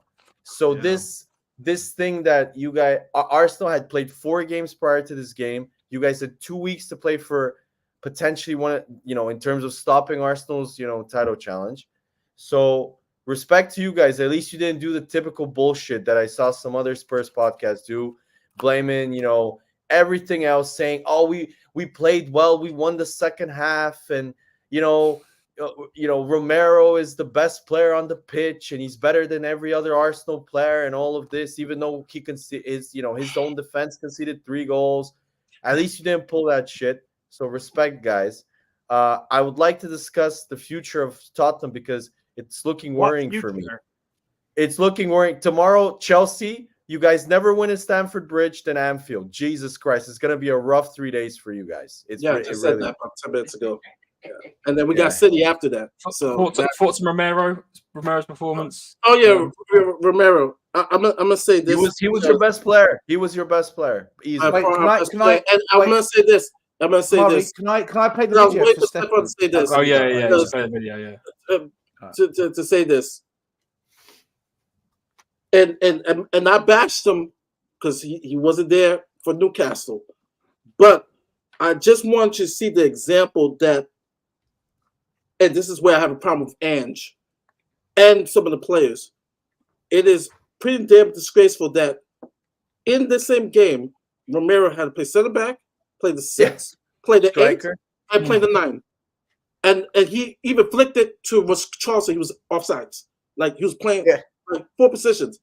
And for all this, for most of the season, because of Basuma's lazy ass and our midfield not being good enough, he's had to play the 6 and center back. A sweeper. If you watch the game, if you literally watch the game, because I'm always watching what Romero does, he's literally doing that, playing the 8, pings it to Sonny. Sonny like runs between Gabriel and Saliba and just misses it because they didn't deflect it. Right? It was in the corner. He just completely misses it. And I'm just like, oh well, Sonny's now. But Right? No, Mark, you're completely right on everything you're saying. The only thing that I got annoyed about that I didn't notice a lot of the Spurs fan time about is, yes, Højbjerg was not good enough. I agree. I was shocked that Pape Sarr didn't start. I thought he was your most important midfielder for this game. He didn't start. I was shocked at that decision. But you guys have to start talking about Maddison, man. He was easily the worst player on the pitch. He was horrendous. He was anonymous. He kept losing the ball. And Wayne Holland is right. Wayne Holland. The Leicester fans told you. If I'm gonna be harsh on Kulu, and Kulu actually, you know why I feel about Kulu was one of your best players. He was one of our best players. Maddison, dude, you're living off those first 10 games credit. Ever since, like Maddison, where are you? Wayne Holland said he said this will happen. He bangs on that. Big up to Wayne Holland. He said every Leicester fan said. Go on, still. Hold tight. Right. He's gonna play the video about how he predicted the No. This is Tottenham Away's Tottenham Away's Twitter page, right? James Maddison, the last 6 games, 0 goals, 0 assists. Apparently, he's our amazing new number 10, but the truth is, he's a flop. He's only been good for 25% of the season, and Leicester City fans warn us about this. Do we need a new number 10? Wow, Stel. 102 likes, 109 comments of hate. Hate. So, listen, I speak on it. But I get the backlash as well, right? I do speak on it. No. I agree with you. Stefan, I agree with you. For me, this season, he has flopped. In my opinion, I think he's flopped. Flop is Stel. Why do you always go to one? Like, I wouldn't call him a flop. Because he was good for 10 games. Wait, what? He was good for 10 games. The season is how long? Stefan, Stel just gave you an alley-oop to dunk on Spurs. I don't know. And then you just are like, nah, flop is strong. And he subbed me. No, I didn't sub you. I didn't sub you. I just think calling him a flop is a bit hard. Like, he still did well for me. A flop is crap the whole season. For me, Stefan, that's are you okay? Why are you sticking up for okay. I'm just fair. I'm just fair. He got injured. He gets a grace period. Okay. He comes back from injury. He's been rubbish. And here's the thing. Spurs fans are saying, you got a mixture of responses. Spurs fans are saying, he's still injured. Then why is he playing? Yeah. Right? Yeah, I agree. And refuses to give Lo Celso a chance. And this season, Lo Celso, when he has played, he's actually done well for us. He's actually done well. He's been given a rough deal. So for me, it's partly on the manager. It's partly on Maddison as well. But for me, when you pay £40 million and you're the creative spark, you're the creative element, and you're not delivering, that's a flop. In my opinion. The more under Ed's system, if he's not going to get 6, just to finish my comment, you're going to see more of that with Romero not being at his natural position, having to make up for other people's not positioning, and this is becoming worse. As a matter of fact, on the goal, he was right up there because everybody else, where were they? So it's like I said, with Edge, like I'm giving to December, but bro, I told you guys, bro. I told you he's gonna be sacked if he continues. I saw his press conference today because I'm on a Tottenham. He said he denied again. He doesn't care. He reminds me of Wenger's last few years at Arsenal, where Wenger refused to. He would make the same mistakes. Why aren't you signing a number 6? Why aren't you practicing set pieces? And Wenger said, I never focus on the opposition. I always focus on us, which to me is like, okay, Arsenal are literally on the brink of being the greatest ever set piece team in a season. We have scored the most set piece goals this. We have tied the record, and you're going into this game. You're going into this game knowing that your goalie has a glaring weakness when it comes to corners, and you have 2 weeks to prepare. And literally I'm sure every Spurs fan in the stadium, all of the 3 Arsenal goals that we scored, every Spurs fan was like, yeah, we've seen this shit happen all season. Every fan agrees with you, though. Every Spurs fan will agree with you this one, Stefan. You're not going to get people arguing with you on this. We all agree. Everyone agrees on this. Every Spurs channel I've seen is he's got to adapt. He's got to change the tactics for defending. Right? Every Spurs fan is saying this now. They are saying that. No, it's changing still, but the worrying aspect of that is that it's changing again towards the manager rather than, the fact that the chairman hired this guy, and maybe 17 managers in 24 years. Maybe there should be another cause for why there's so many managers, but nobody ever. Spurs fans don't got that intellect like that, like a good amount of them. It's not to find people on the panel, but yeah. But if we sack Ange, there'll be a lot more Spurs fans this time that will go after the chairman. You think so? I don't think so, man. I don't think so. They will. Maybe. They will, because this channel's now bigger. We're louder, and it's going to get very, very toxic towards the chairman here. I'll tell you now, very toxic. What if Arsenal win the league? Would that further the anger? That would be their blessing. I've told Stel this. No, that would be their blessing, because Levy's gonna know the shit PR is gonna come at him. Arsenal have won the league after rebuilding a project and stuff. You've been rebuilding for 24 years. You screwed up Poch's generation, and he will spend big. I'm telling you. I know it sounds wrong, Stel, but if Arsenal win the league, it will be your blessing. I'm telling you, it will. You don't know Levy. This is what. Actually, I was interested. Sorry to interrupt, guys. Stefan, personally for me, I think we're going to win all our next 3 games. Do you see City dropping points? Wait, Connor, before you answer that, because we're changing subject. Sorry. Explain to. No, we're going to that question. I just want to explain why, if you win the league, it's the worst thing for us, and I'll tell you why. Because I know Levy. I've been right about him every move he's made. If you win the league, the PR, the spin, and the Cowlings, the Ricky Sacks, the Flavs, the Ali Golds, this is what the conversation will be. If you just give it 5 years like they gave Arteta, that's what we can achieve. And we're going to be stuck here till 2030 with this shit. That is how it's going to be sold to us. And I'm going to lose it. And I'm predicting it today. Clip it. So if you win the league, it's a disaster, because he just buys another 5 years. No, I read today on the one of a really reliable journalist when it comes to London clubs, Matt Law. He did a piece on Spurs, and I mean, some of the players that you're linked to, like Conor Gallagher, you're really like, I'm like Lloyd Kelly, Tosin. Yeah. Tosin's coming to Newcastle. I'm actually reading he's going. Newcastle have offered him a real bumper deal. I'll take him. Yeah, he's better. But you know why Tosin for Newcastle makes more sense than Tosin for Spurs? I think for a style of play thing, it makes sense. But also, our squad, like our bottom of the bottom players, are still worse than Tottenham's. Like Paul Dummett is worse than I don't know. Emerson Fucking Royale. Matt Ritchie still plays for you guys. Jesus. Exactly, Matt Ritchie and all these guys. Steve, sorry. No, I'm not having this. If you What? didn't have Europe this year, if you had one game a week like us, you'd finish above us this season. I'm telling you. Yeah, I agree with I'm that. telling you. Possibly. You're 6 Yeah. points, 7 points off of us, and you play 2 games a week. We play could I still would be finish still above you. honestly. And the injuries. Look at the injuries out as well. We play City. Yeah, City's I would be concerned that Newcastle might sneak it still. You still might pass us. I'm being serious. I'm not trying to be Chelsea, negative. Liverpool, I'm being City, real it could happen. serious. Connor, No, I've got I'd it be here. concerned, man. I've got it I'd here. be a little bit worried. So injured look, minutes see, this there you go. season, Newcastle the worst. Newcastle Yeah, have I told you. lost. Spurs By are 100, 1-8.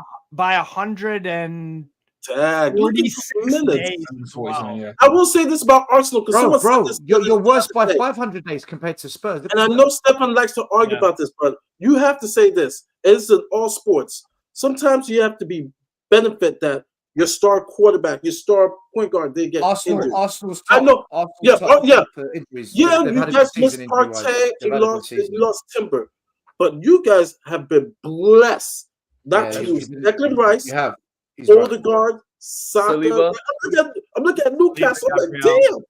Like, Yeah, but Gabriel, Declan Declan Rice, Raya. I pointed you guys out as to why that is. Sky Sports did a brilliant graph of the amount of sprints per game each team in the Premier League does.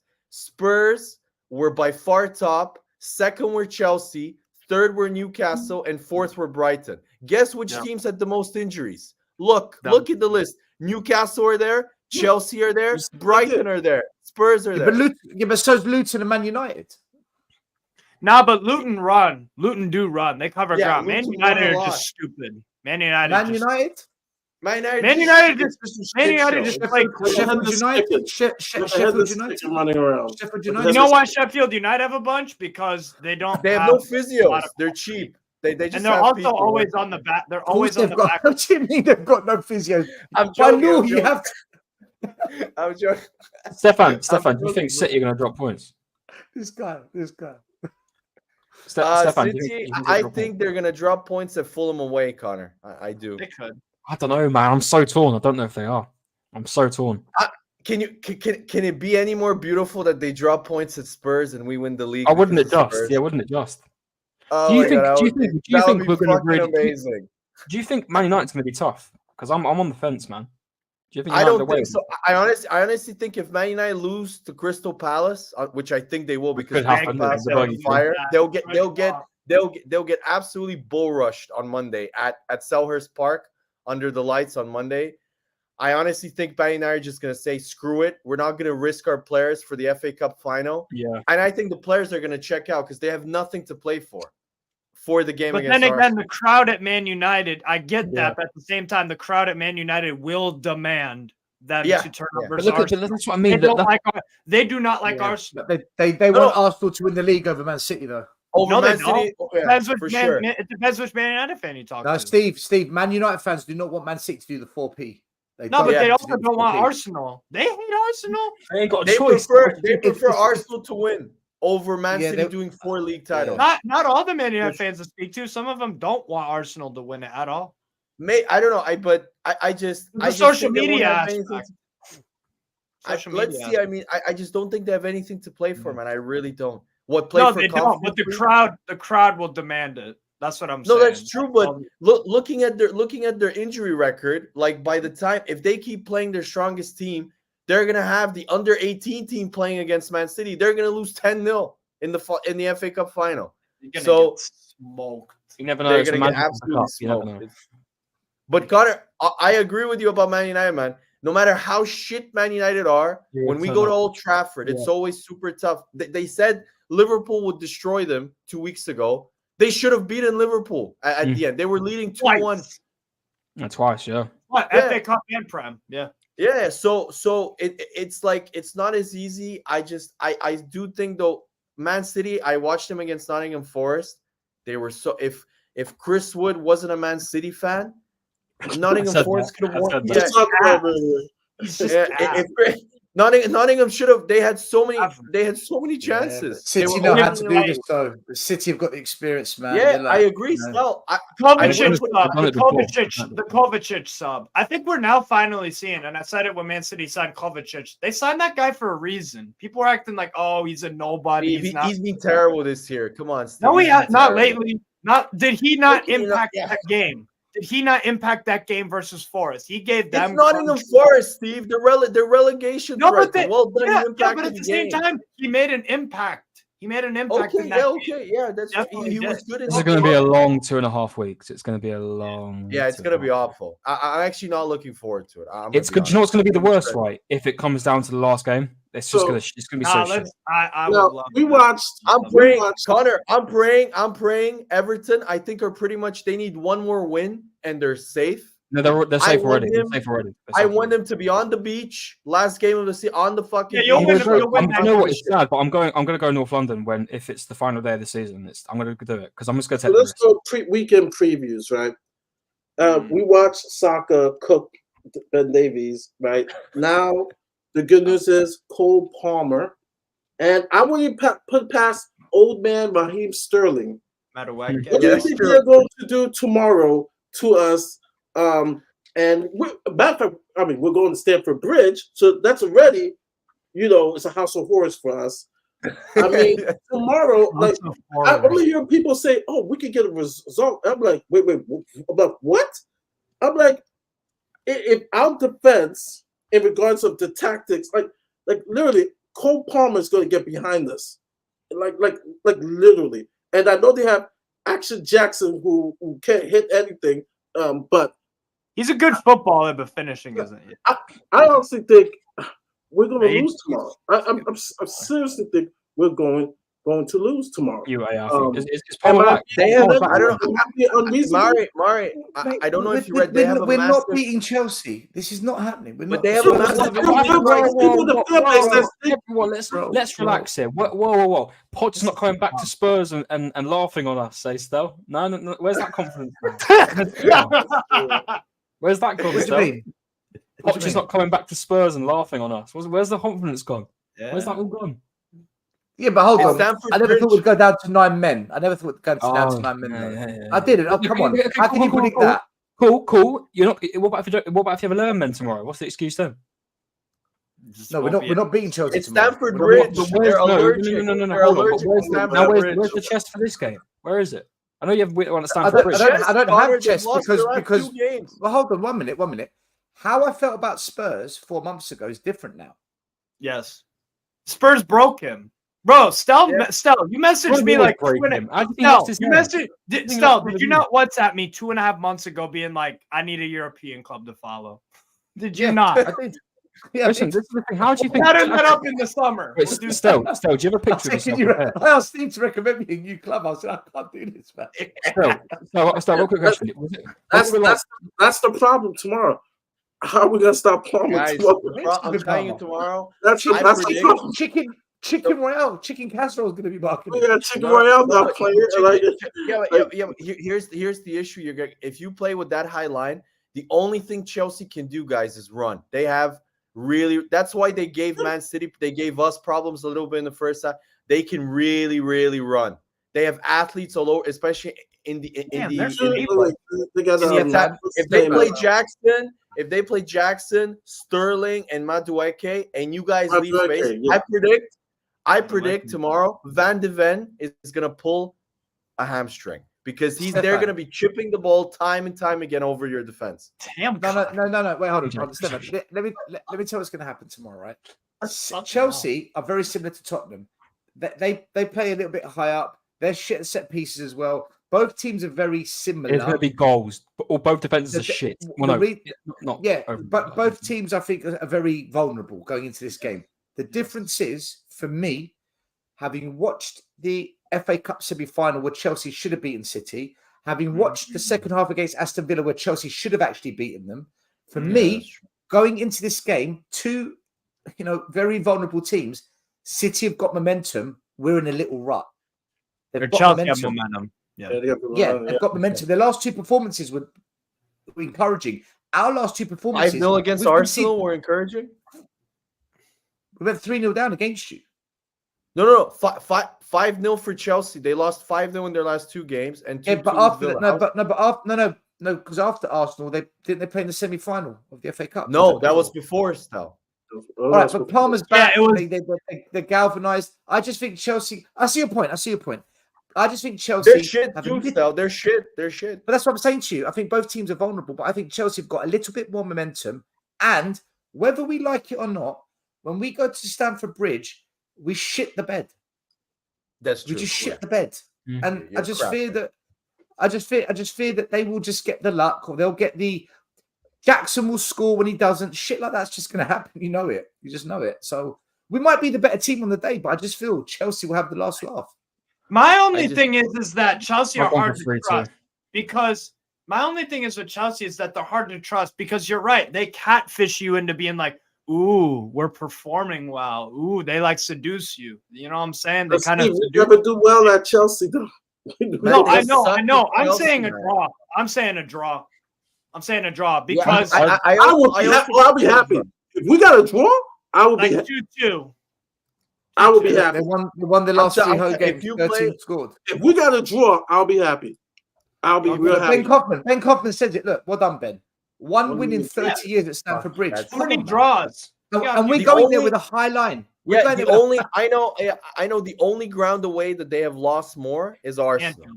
They just haven't won. Oh. They have 2 wins at Arsenal and 1 win at Chelsea. But they No, have a lot Anfield. of draws. Liverpool's the worst for us. Anfield. 8 wins Yeah, in 8 wins in I 100 mean, years. in the last 8 30 wins years, in 100 8 years. wins in 100 years. Yeah, 8 wins in 100 years, bro. We get. But you know cooked. what? We get cooked at Liverpool. We score an Liverpool- equaliser in the 92nd minute at Anfield and lose in the 94th. Yeah, that was Yeah. Remember bad. last year? I remember that. When Charlton scored the week. Oh my god, Anfield is a curse, bro. Anfield's a fucking No, curse. man. Anfield. I hate Anfield is Anfield's a difficult curse. too, but It's a curse. it's gonna the be devil's work. interesting to see. I Anfield's honestly the devil's think. work. I honestly have a feeling because Chelsea. I don't know if you guys read. Their whole defense is injured. Thiago Silva is injured. That's why I'm saying a draw as well. I forgot God, about that. still, you know why you have a chance? Because Chelsea have the equivalent of Joe Gomez in defense, and Benoit Badi is shit. He's gonna play. He's horrendous. Badiashile and horrendous. Diassi Badiashile. they'll both play like prime Puyol. on This the is why, tomorrow and night. that's why I've said it's. I've put 3-2 Chelsea. I think there's going to be goals because both defenses are weak, Chelsea but the will beat attack us. they can get goals, and I think it will be a 3-2. I think it'll be goals to Chelsea, but I think Chelsea will just. Edge I'm it. gonna go for 2-2. I'm gonna go for Yeah, 2-2. draw. That's what I'm saying. Listen, guys, I've got to shoot off. I've got work in the morning. I'm No, gonna get some sleep. Connor. You guys are way Um, more Connor. positive. I have 3-1 Chelsea. I have Chelsea. 3-1 Jesus, Mari, they're gonna score 3 goals. Cole I've Palmer. gone Cole 4-2 Palmer's going Chelsea. to score a brace. I'm telling you now. It's going to score a brace. 4-2. They're gonna score 4 goals on you, still. They could. Yeah, Newcastle Mari- did. Past Everton. Newcastle did. Newcastle just pumped us. Scored Yeah, but us. Newcastle are better than Chelsea, guys. Newcastle have Isaac, not Nicholas Jackson, man. We have Gordon, Barnes, Murphy. Like, Yeah, I just think much it's better- going to be. I just think I'm all right, gonna 3-1. be I'm real. 3-1. Mari, beat us by Mari, two goals. I'm going to shoot off now, Mari, because I've got. Oh, Okay, he's Connor. not Connor. Okay, guys. I just, I'm just being real. It's going to be 3-1. Even Jackson scrub ass, he's going to score. But He's no, not Jackson, scrub. I like him as a player. He just when he gets Yeah. into the penalty box, it's like it's like he's seen a ghost. Like he just can't finish. But he does He should everything play well. left But wing. He should play left yeah, wing. he should play. But if Every I year, was right? if I was Chelsea, I'm playing Sterling, Madueke, and Jackson, and just telling the center back, just chip it Madueke's over in the good top. form. you missed this. You missed this. I said this. Madueke's in good But form. what may happen is in Poch's first year, he started terrible. I actually wanted him out. And by the end of the season, we had the momentum and we finished 5th. And it's the opposite. Started hot. And I'm telling you now, except for the Burnley match, we could lose the rest of the matches. It still finish 5th, but in a negative way. Isn't that ironic? Yeah. Isn't that No, ironic? if yeah, that's true. If Newcastle screw up because they're Jekyll and Hyde in terms of they're great at home and then they're horrendous away. So Newcastle do have the potential to catch up, but I agree with you. You could finish 5th, but with negative momentum. I'm just intrigued to see. I'm gonna be honest. One of the biggest things I want to see next season is Spurs. I want to see what is the effect if because Ange and Stella's telling me, because he has people in the club that have told him they really do believe they can challenge for the title next year. Ange believes it. So I really want to see this transition in terms of, like, I really know Steve is laughing, but You ain't gonna like see, you ain't gonna see shit. You ain't gonna see shit. yeah, I just No, if because the club- if you sign some of the players that I saw you're linked with, Lloyd Kelly and Connor Gallagher's, yeah, that's not happening. Another close friend Compared of to ours, us who are bringing in Tonali, Ezzy, and then Danny said, Ezzy, yeah, I'm hearing a lot about Ezzy. And you know what? I actually believe it, because you know what? It's going to be the one Same. sign that everybody's going to jizz on their pants. All right, we got Yeah. Ezzy. And then we're going to sign 2 no names, one for the future, another Brendan Johnson type, another man sounds like. I know the formula. I know how it's going to go. They're going to Man get United do the same exact thing, by the way. If you notice, No, Man no. United, Man you United know, always Man Yay! Everybody's going to be excited. United do the same exact thing. They buy a random bum to hoard in the squad. They buy it like a really good player, and then they buy like a mediocre one. No. I already know what's What going to Man happen. You United guys are do? actually wait. You guys are basically Man United in white. No, Steve, you're wrong. Man United do this. Man United signed one marquee player. They always sign Right. that one kind of big stud, like Yeah. a Pogba or someone that everybody Onana wants. was this summer. And then but then they also signed an aging star from fucking Real Madrid or Bayern Munich, a Schweinsteiger, Casemiro. Oh. Yeah, so then he Cavani, can breed. Cavani. Yeah, Cavani. So then he can breed like some winning mentality. That's Ibrahimovic. that's bullshit. That never happens. And so that's while Spurs, Yeah, like, they've got a new and structure Mario coming in, though, haven't they? They've got a new structure coming in, Man United. It could Yeah, change. Yeah, and it's that- still that gonna Jim be. And it's still Ratcliffe- gonna be shit. It's still yeah, gonna be- because I don't look know. at They sat look Ten at Hag, no, bringing a no, good no. manager. Still, you Yeah. know how Levy's Yeah. the biggest problem at Spurs? yeah, Same Ratcliffe. thing with Man United with the Glazers. Imagine if an But investor they've came in. sold 25% to someone to take over the football side, though. But That's what I'm still, saying. Ratcliffe is Yeah, but worse. they still have the final say. Notice how 25 isn't 75. Yeah, You know but what I'm then, saying? No, but guys, yeah, but what you you're see, also if they forgetting is- overrule to Jim Ratcliffe, if they overrule him, there's going to be an internal civil war in the boardroom, No, no. and then it gets No, guys, be Which happy. will Jim happen. Ratcliffe. It will. Exactly. No, but be happy. maybe. No, but be happy. I won't guys, rate Man look at- United until they do something to be worthy of rating. Sorry, Stefan. Go on. No, but guys, look at Jim Ratcliffe's handling of teams that he bought. Nice, gone to shit. His Belgium team, I forgot which ones he owns, has gone down. His sailing team, they were champions. They're terrible now. They're nowhere near. Every single sports team this guy has touched has literally gone to shit, guys. Needs are decent, but they should be doing better. Yeah. What do you mean they finished? They went from, what was it? They were No, eighth right now, last Nice year. are good this year. They are pretty good this Now, year. aren't they like, they were like in the top 4 They're months fifth ago? Now right they're I sixth. believe. They're fifth. Now they're 5th or 6th, right? And they're going down. They're probably going to finish like 6th or 7th. So he Everybody say hasn't. United is back. He hasn't Yeah. elevated Nice. That's what I would say. Ratcliffe hasn't No, but elevated. Nice. I'm telling you, you have nothing with Levy. I'm telling you, a blessing will be if Arsenal. I know it's terrible. If Arsenal win the league, he won't be able to deal with the shit PR stuff. I'm telling you. Stefan, I would agree with you. I would agree with you. Will not do a damn thing, bro. Listen to me. Yeah, We lost all he 3-2 cares to about you. Listen to me. I was there. All he We cares. lost 3-2 to you, and the fans clapped. Our fans clapped. Yeah, We will never protest. Stefan's We like, will Our never fans protest were because they clapping the clap. comeback. We Oh, will we nearly got there. never protest. I'm like, guys, Yes. we gave them 3 goals. What are we doing? So, yeah, if you're in the league, we're going to go quiet. We're going to go missing. That's what's going to happen. I know our fan No, but base. I know our fan base. I just remember how we reacted to Arsenal winning the FA Cup 4 years ago and the signing of Aubameyang. He purposely left the announcement for Gareth Bale on the same day Arsenal announced the contract extension with Aubameyang. That was on purpose because of the FA Cup, kind of like the emotions and stuff. I'm telling you, he's really insecure about Arsenal. I really do think that, although I don't think he's going to go crazy, I do think he's going to give you more money than what he would have given you if Arsenal Not don't if win the league. if we don't get Champions League. Listen, the only time I've seen Daniel Levy flinch, the only time I've seen him actually show like some panic, was when it got really heated. Levy out in the stadium last year. That's when his I wife remember. put her hand on his hand and said, "It'll be okay." That's the Okay. only time when your partner in life senses that you're shook, you know you've got to him. So that's the only time I've ever seen him properly shaken up. So unless the fans switch, nothing's changing, Stefan. Nothing. Yes. I don't think our fans will switch if you win the league. I think our fans will say, "You see, if we just back hands for 5 years, look what we can do." That's what we. Stefan, if Spurs fans were like us Newcastle fans, I'm talking more locally, but on a global scale too. If Spurs fans were more like Newcastle fans when Mike Ashley was here, they'd have a fighting chance. Because remember, we didn't go to, I didn't buy any merchandise when Mike Ashley was at the club. People gave up their season tickets and all this stuff, and there were protests like on a large scale. Like no Newcastle fan in their right fucking mind defended Mike Ashley. None of them. Everybody hated him. He was like the most exactly. hated owner.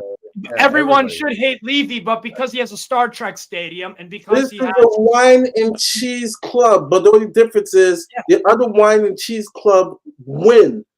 When they had the whole Super League, who the other one had was the worst battling protest relegation. out of all the teams in the Premier League? Tottenham, right? You saw United fans go nuts. Liverpool, City, Arsenal fans, they were protesting. We barely drew flies when we at the Super League.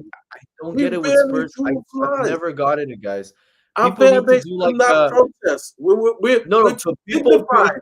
We're too dignified to do that. No, yeah, but that's smart. People need to do like a sociological.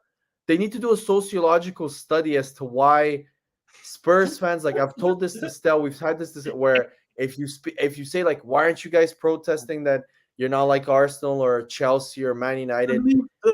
They'll say their answer is, but we don't want to be like Arsenal or Chelsea, or as if like Arsenal and Chelsea are below them, which I don't like. I'm like, they're more successful. I'll tell what it is. I'll tell what it is. Right. First of all, I personally think we're just a social media experiment. Personally speaking, we're some kind of online experiment, right? Yeah. But from if we have to be, man. It's a fucking Truman Show of football, right? But true. But if you speak to a lot of Spurs fans, it's a good film. That's a good film. That's us. Yeah. But if you speak to a lot of Spurs fans, there's two things that often comes up. One is we just want to be entertained. So good football. So they're here for vibes. A lot of them are here for vibes. But there's a lot as well. Good vibes FC, that's it. But there's a lot of fans as well when you speak to them.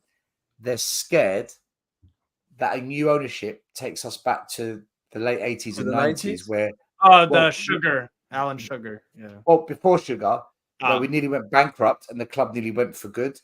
Irving Scholar. They're scared that a new owner comes in. Like you see what Todd Bowley's doing at Chelsea. So this is the thing. You can either get an owner like Stan Kroenke or a Man City owner where actually the levels go up, or you get a Mike Ashley or a Todd Bowley. And I think where Spurs fans are at is this. They don't want to risk a Mike Ashley or Todd Bowley coming in. But at the same time, they're cutting off the opportunity of getting a Kroenke or a City ownership. So their answer is just stay as we are. So they'd rather do nothing than risk it. And that's, I think, a lot of Spurs fans, that's where they're at. They're choosing to be virgins, basically. No, they're playing it safe. Whereas for me, I've had enough. I've had enough of the 25 years. I'm prepared to take that risk. But it's not my money. It's not my club. So who am I, right? But a lot of Spurs fans, they're scared of. Wait, Steve. Let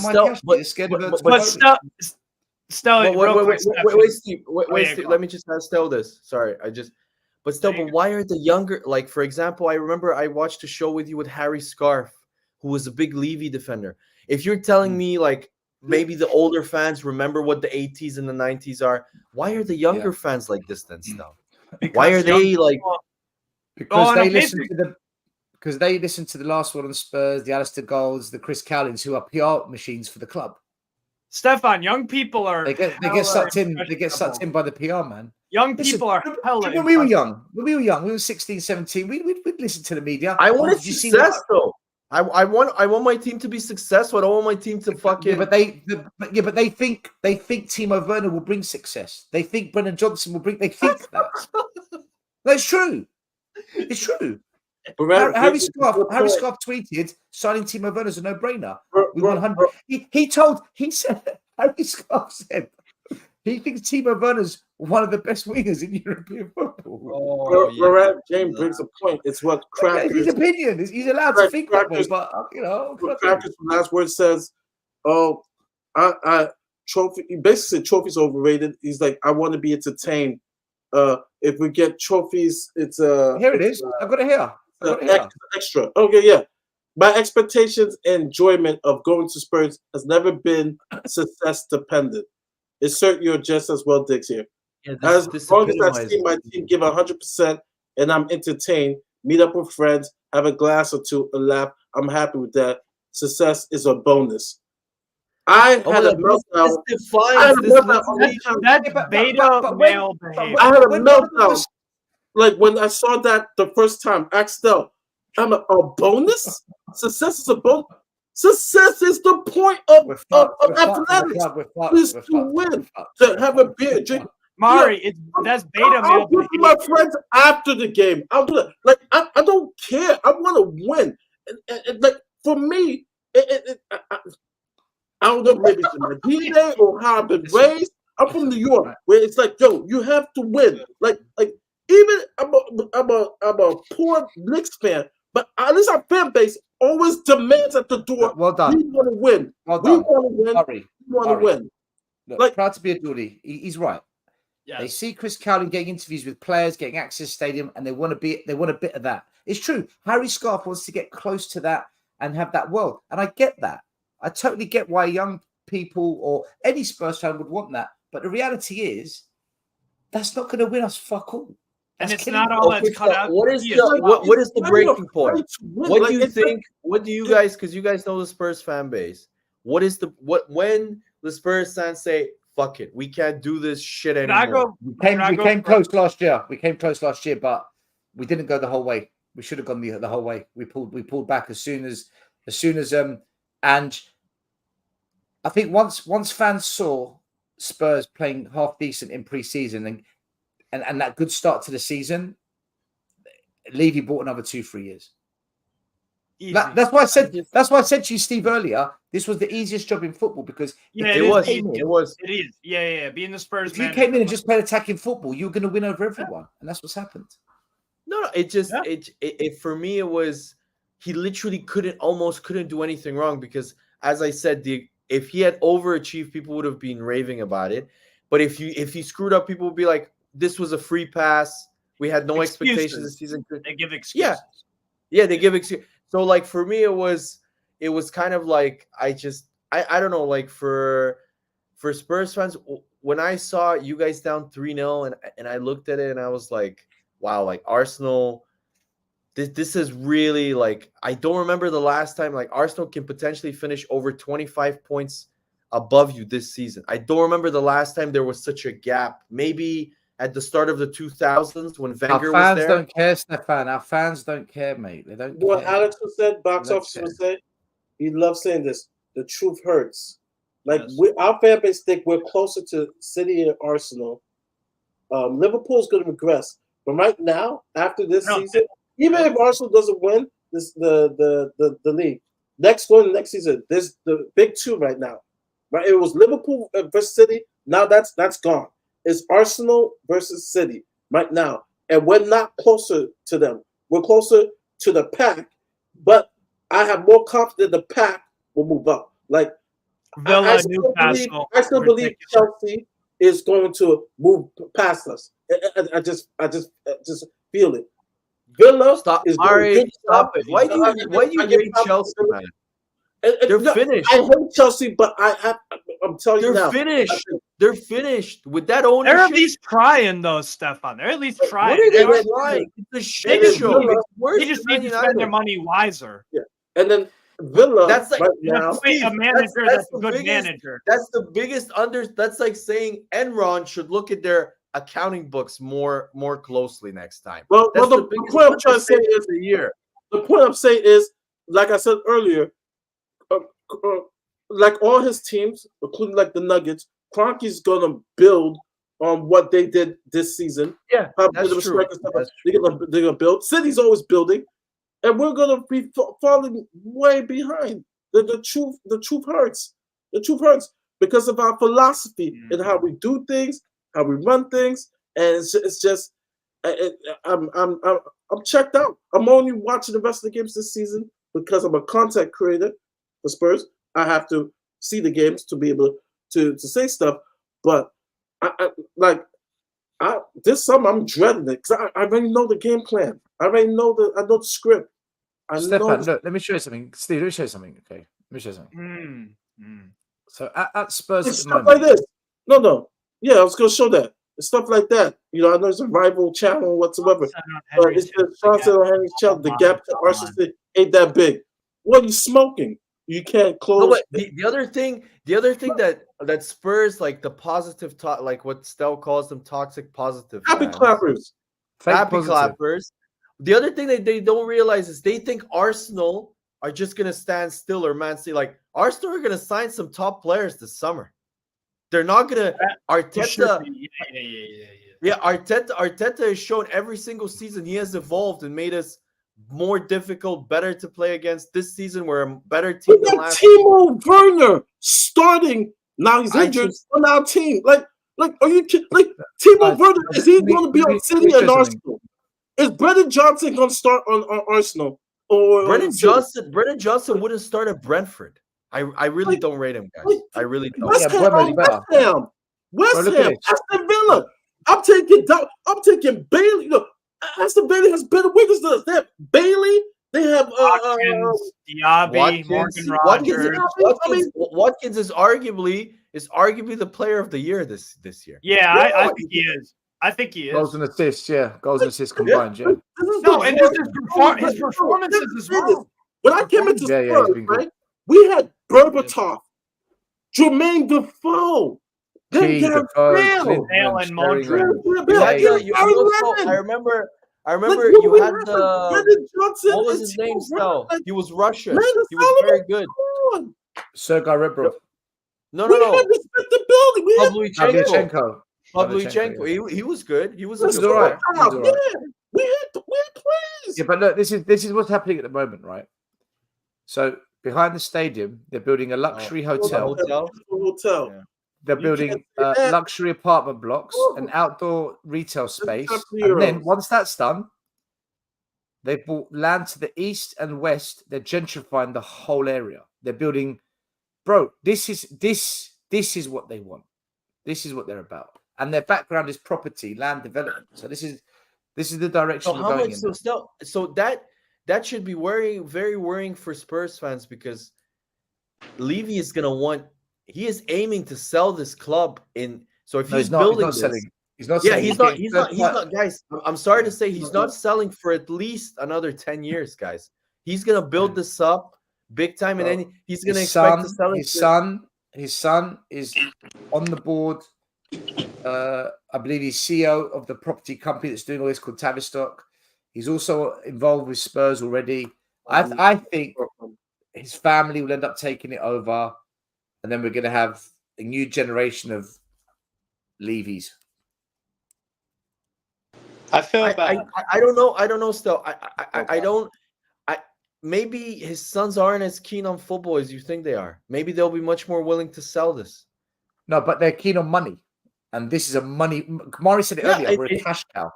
We're a cash cow. I agree, but then they might not have the same valuation, because let's be honest, Levy always overvalues his assets and undervalues every single other person's assets, you know, whether it's players, whatever.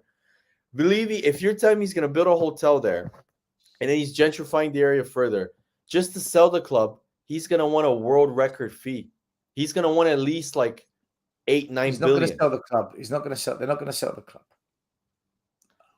Well, I don't know. No one's going to pay that, Stefan. No one's going to. No. What? City were bought on the cheap. Newcastle were bought on the cheap. True. Chelsea were bought on the cheap, right? The only No one, one is Arsenal. paying. Arsenal weren't bought on the cheap. That was the only. Arsenal, Okay, and how Man much was United. that? were- 2 billion? 1 billion? Yeah, it was like 2.5, I think, two something. Right. Yeah. No one is paying 5, 6, 8, 10 billion for Spurs. It's crazy. It's crazy. No one's, Yeah, no one's, he's gonna want. Where's the He's gonna return? want. Where's the ROI? supposed- Where's the ROI on that?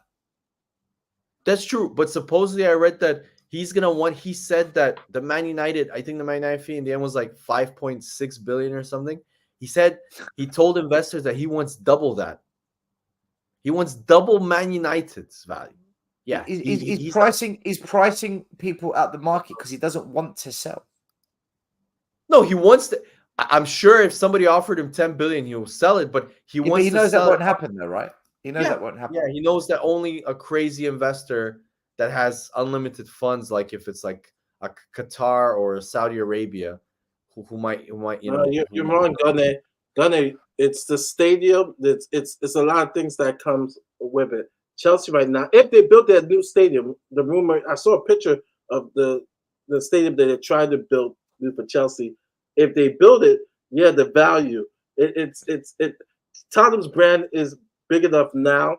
Yeah, there will be buyers, but Daniel Levy our price will. I don't think so. I honestly think Chelsea are really screwed because they have locked themselves. I don't know if you guys know, they cannot sell this club for the next 10 years.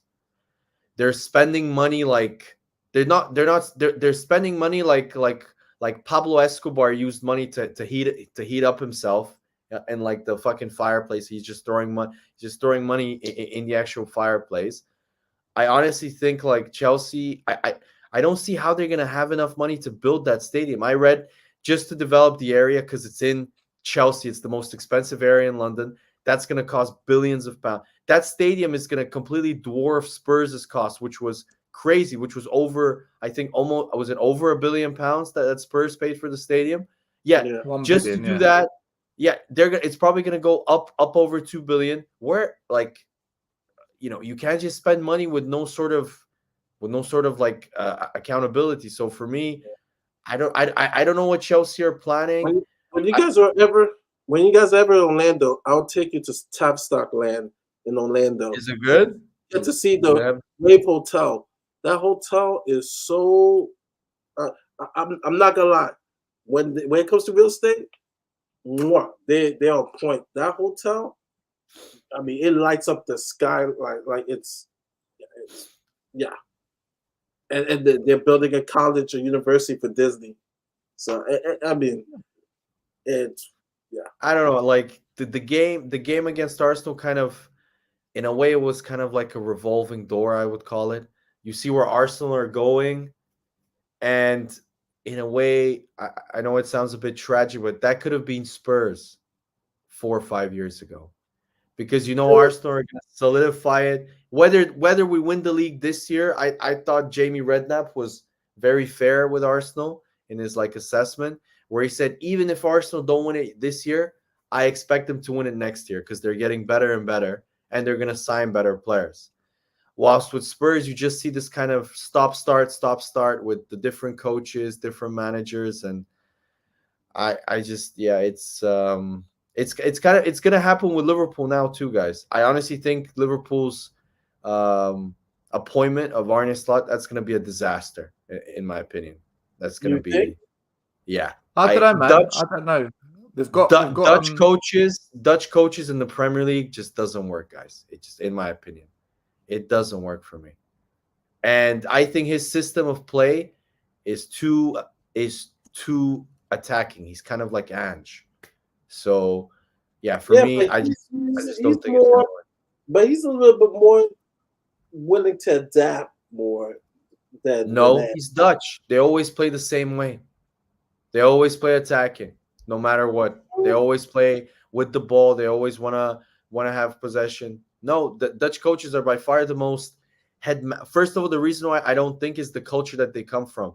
They're usually very headmasterish, like Eric Ten Hag. You read like he's a super rules like stickler. So was Louis van Gaal. That's why the Man United players like down tools. They hated him. So like and Arne Slot, I'm sure, is very similar. He's used to coaching young players, at Feyenoord who will listen to every single word he says. Now he's got to deal with Bruno Fernandes. He's got to deal with big stars. That usually doesn't go well. It really doesn't. Look at Erik ten Hag. He's got it. He kicked out Cristiano Ronaldo, kicked out Sancho, couldn't get along. Marcus Rashford looks like he doesn't care. Every single big, like, kind of big personality. Don't get me wrong. I think they're prima donnas, but I just don't see that meshing with, especially if players that from the Klopp era that played with Klopp for 7-8 years, like Mohamed Salah or Joe Gomez or Andy Robertson, all of them stay and play. I think they need a full rebuild, guys. I think Liverpool are going to be in for a painful 2-3 years. I really do. But you know what it is? All right, so Stefan, my connection cut out, but I'm assuming we're talking Liverpool and slot. Yeah. Why they have a chance? I agree with Pablo. Michael freaking That's a Edwards. broad statement. Sorry, what did you say? You cut up. I didn't hear. Michael Edwards, bro. That's the guy. Michael hired. Michael Edwards, in my opinion, is the most overrated person in football. This is the same person. Man, he was instrumental. No, I'll tell you why. The key to everything was Klopp. He came in and he took the club to another level. The manager. Michael Edwards is the same. Michael Edwards is the same guy that hired Brendan Rodgers, that signed Ricky Lambert, that signed Christian Benteke, that signed Adam. People forget who Michael Edwards was. Everyone gets a couple wrong, Stefan. Everyone gets a couple wrong. He got really a couple wrong. Joe Allen. You signed Vieira. You signed that Vieira guy. What's he done? Fabio. First of all, Fabio Vieira has always been injured, and every time he's played this season, he's actually looked pretty good. I like Fabio Vieira. Pablo Mari was a loan deal, still. Like, it was like an emergency. Yeah, but you brought him in. What for? Nketiah, who gave him a new contract? What's that about? Nketiah, we gave him a new contract not because he was good. Not because he was good, but Stefan, because the point is every club has a couple of fuck ups. It's normal, a couple. Yeah, but Brendan Rodgers, look at his $100,000 a week. No, forget. But still, before Klopp, Michael Edwards was going to be fired. He signed Lazar. People forget Lazar Markovic for 20 million. I'm sure Steve remembers him. He's nowhere. Yeah, he signed so many bad players. Sorry, who hired Klopp? He did, but I mean, hiring Klopp is like hiring. Okay, yeah, he hired. Well done. He hired a coach that was proven, and that everybody knew that he's a great coach. No one else went for him. Nobody else went for him. So wait, my only question, Stefan, is why has Liverpool and their recruitment been far inferior, and why have they not won a Premier League since Michael Edwards left? Since he left, I said this. You remember I said this, why I think Liverpool will go down, and I said this in August. They gave Klopp too much power, Steve. Exactly. So you give that power to Michael Edwards. The same mistake that Arsenal did with Wenger, where Wenger was literally picking the physios and Klopp was picking the sporting directors and picking the players. Klopp had far too much power. I read, for example, that Klopp was the main reason, even though I like him, a lot of Liverpool fans are criticizing Darwin Núñez. Klopp was the main guy behind that. His scouting team said that they wanted Christopher Nkunku and they recommended him far more. So you can argue, but in my opinion, Michael Edwards is extremely overrated. Extremely. Okay, so where do you rank him out of 10? Is he a 5 and people think he's a 9 or what? No, I rank him like a 7. Okay, but people and I rate him as an 8. Is that really overrated? Like a difference of 1? Is that really overrated? I rank him as a 7 because some of the transfers he made were amazing. The Wijnaldums for 20 million, Salah, the Mohamed Salah, Firmino, Mane Firmino was his only good signing from the Brendan Rodgers era. And people forget that in the first season under Brendan Rodgers, people said he was a massive flop. Firmino. Look at what they did. Alisson, Van Dijk. Alisson was fucking 60. He was like the best young goalkeeper in Europe. Van Dijk was. Who got this Man City wanted Van Dijk. Like, everybody knew Van Dijk was quality. It's like commending Arteta and Edu for finding Declan Rice. Come on. No, but it's not a finding. It's getting a signing over the line thing. Okay, yeah. I'm not saying it's not. He's not. I just think I'm telling you, the most important thing at a club, and I don't know if Stella or Mari agree, is the coach. Edu, I like him. I like him as a sporting director, but Edu would be half the sporting director he is without Arteta. Arteta is the guy that goes to him and tells him, you need to find me this type of player with these type of attributes because we're going to play him in this system. The same thing Klopp did with Michael Edwards. I'm telling you, you need to find me this type of right winger. Klopp changed. He transformed the club. Arteta came in. He changed the standards at the club. Everything went up. Well, you kind of got to give Edu more props because Klopp coming in, world recognized, with Borussia Dortmund, it's easy for Mike Edwards to say, okay, I'll give you the keys to the kingdom.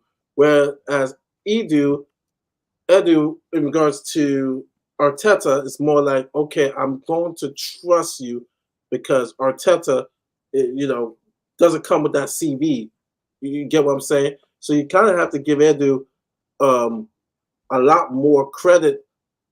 I agree. He gets, and this is why my fan base are a bunch of fucking idiots. A lot of my fan base shit on Edu when pretty much apart from Fabio Vieira, arguably, and Sambi Lokonga and Nuno Tavares, all very minor fringe type signings, like potential signings. Every single around, he has a hit percentage in terms of 80 to 85%. Everybody laughed at Edu and Arteta when they signed Havertz. Nobody is laughing now because Havertz is not Havertz has the most goal contributions of any player in the Premier League since the start of the new year. So he's not a flop. And everybody laughed at them signing him. So they've also taken some big risks because you paying 65 million. Stel was sure Kai Havertz was shit. And I would have agreed with Stel because I didn't see the point of the transfer. I thought he was shit at Chelsea. But Edu and Arteta saw something that fit within the system. But I agree with you, Mari. Edu needs to get more credit. But I do think that the manager is the most important. That's my point. The manager is the one. Still, I want to address this for you. I'll just say this. Ange is the one who is saying, opening his big mouth and saying, every player that walked through that door, I want them. So he's taking full ownership for these average players. And we'll know more about Ange in the next 2 years. He may not have the next 2 years when it comes to not have shown the ability to be at least somewhat pragmatic, to show at least adaptation. And like I said earlier, Arteta's game plan against us was more like, okay, we're not going to play as much open. Let them have possession, wasteful possession. We'll just be pragmatic and counter, especially against, the weak side against Ben Davies. So I would answer that question for Stel in regards to. Wait, who spent 30 million pound on Dragusin and chooses to start Ben Davies against Saka in the North London derby? Who chooses to sign Veliz, Solomon, Timo Werner, Brennan Johnson? Who signed Ashley Phillips, who doesn't play for us? Who signed Madison, who we know is injury prone? Like, at the end of the day, you can make excuses for a manager. You can say there's only average players here, but like Murray said, he is sanctioning this. He's the only manager to ever come to Spurs under Daniel Levy and say the transfers are on me. No other manager said that. So you're making excuses, Eugene. You're making wait, Eugene. Let me answer you this question. With the current team, can you imagine if Conte or Mourinho had this current crop of players? Answer yourself honestly. Would Mourinho or Conte have more points than you currently have? I personally think they would. That's just my opinion. Probably. Conte, yes. Mourinho, maybe. Conte, yes. Yeah, Mourinho, maybe. I agree about Mourinho. Because we can play three at the back Conte system with Dragusin, Romero, Van de Ven. He wanted wing. He didn't want left and right backs. Conte. He wanted wing backs. Well, we've got Dogi and Pori. You've got that. We've got and Conte was playing Bentancur every game before he got injured for 9 months. So he would have played Bentancur. So the only thing we might struggle with Conte is up front because there's no Kane. But what I will say is this: had we have backed Conte, had we have given this squad to Conte, I think Kane might have stayed. he might have think? stayed. You think? With Conte as the manager. Yeah, because he would have believed maybe we could do something with this guy. Yeah. No, but then but then But people now talk it's about so hypothetical. no, but then people also talk about adaptations, right? Dragusin, what is his number one quality? Why was he wanted by a number of big clubs like Bayern Munich, even Arsenal were linked with him, Milan, stuff like that? Because he had the best heading ability and aerial percentage. And can somebody please enlighten me? Where is it super important against a team that's very good on set pieces? On corners. So you have Dragusin, who's very good in the air. You have two center backs, let's be honest, Romero and Van de Ven especially, are not dominant in the air. Why don't you play him right back? Be a bit more defensive. Our corners isn't because of the players on the pitch. It's the way we set up for corners. No, I agree. But I agree with that. But you still have a better chance of defending the corner with Dragusin in your team than without. Do you agree with that? You know who else is good in the air? You know who else is good in the air? Who's on the bench? Richarlison. Emerson Moran. Yeah, Richarlison. But also, I gotta say this. It's the only thing he's good at. Brendan Johnson's and NBC killed him. Those easy lofts, wasteful lofts to Raya, like whipped that ball in. It was just like floating in the air. NBC Sports was killing Johnson. They're like, these are wasteful, like.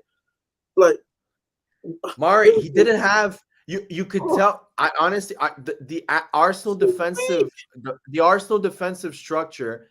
I actually was watching. I forgot one guy who was at the stadium, and they're like, Arsenal's defensive structure pretty much made Spurs almost like they were crossing for the sake of crossing. Like it was just they didn't have an idea. They were just crossing into the box. Weak crosses. That was so weak. I was just like, you're wasting your time. And it was just easy, like, just picking them up. I honestly think the biggest mistake Ange did, I was shocked as to why he did it, because you're pressing, no matter how not good enough he is on the ball, Højbjerg and Bentancur in the first half were pressing really well, especially Bentancur. The moment he took him off and put on Bissouma, Arsenal in the second half, I don't know how, we were way better than in the first half. We were playing really well. We're playing around you, playing with the ball. I thought we were better in the second half than we were in the first half, though. No, you were better in this. You were better in the first half, and Arsenal had more of the ball. We conceded 3 goals in the first half, Stefan. Yeah, but you conceded them from set pieces, not in open play. I mean, one from open play. But look how we gave away the set piece. Trying to play it from the back, you pressed us, so you think, right, clear the ball. Instead, no, keep playing. Oh, you were here, Stefan. Kulu. You think that was a penalty? You thought it was a penalty or not penalty? I thought it was 50-50. I thought if it was given, I thought they would not have reviewed it.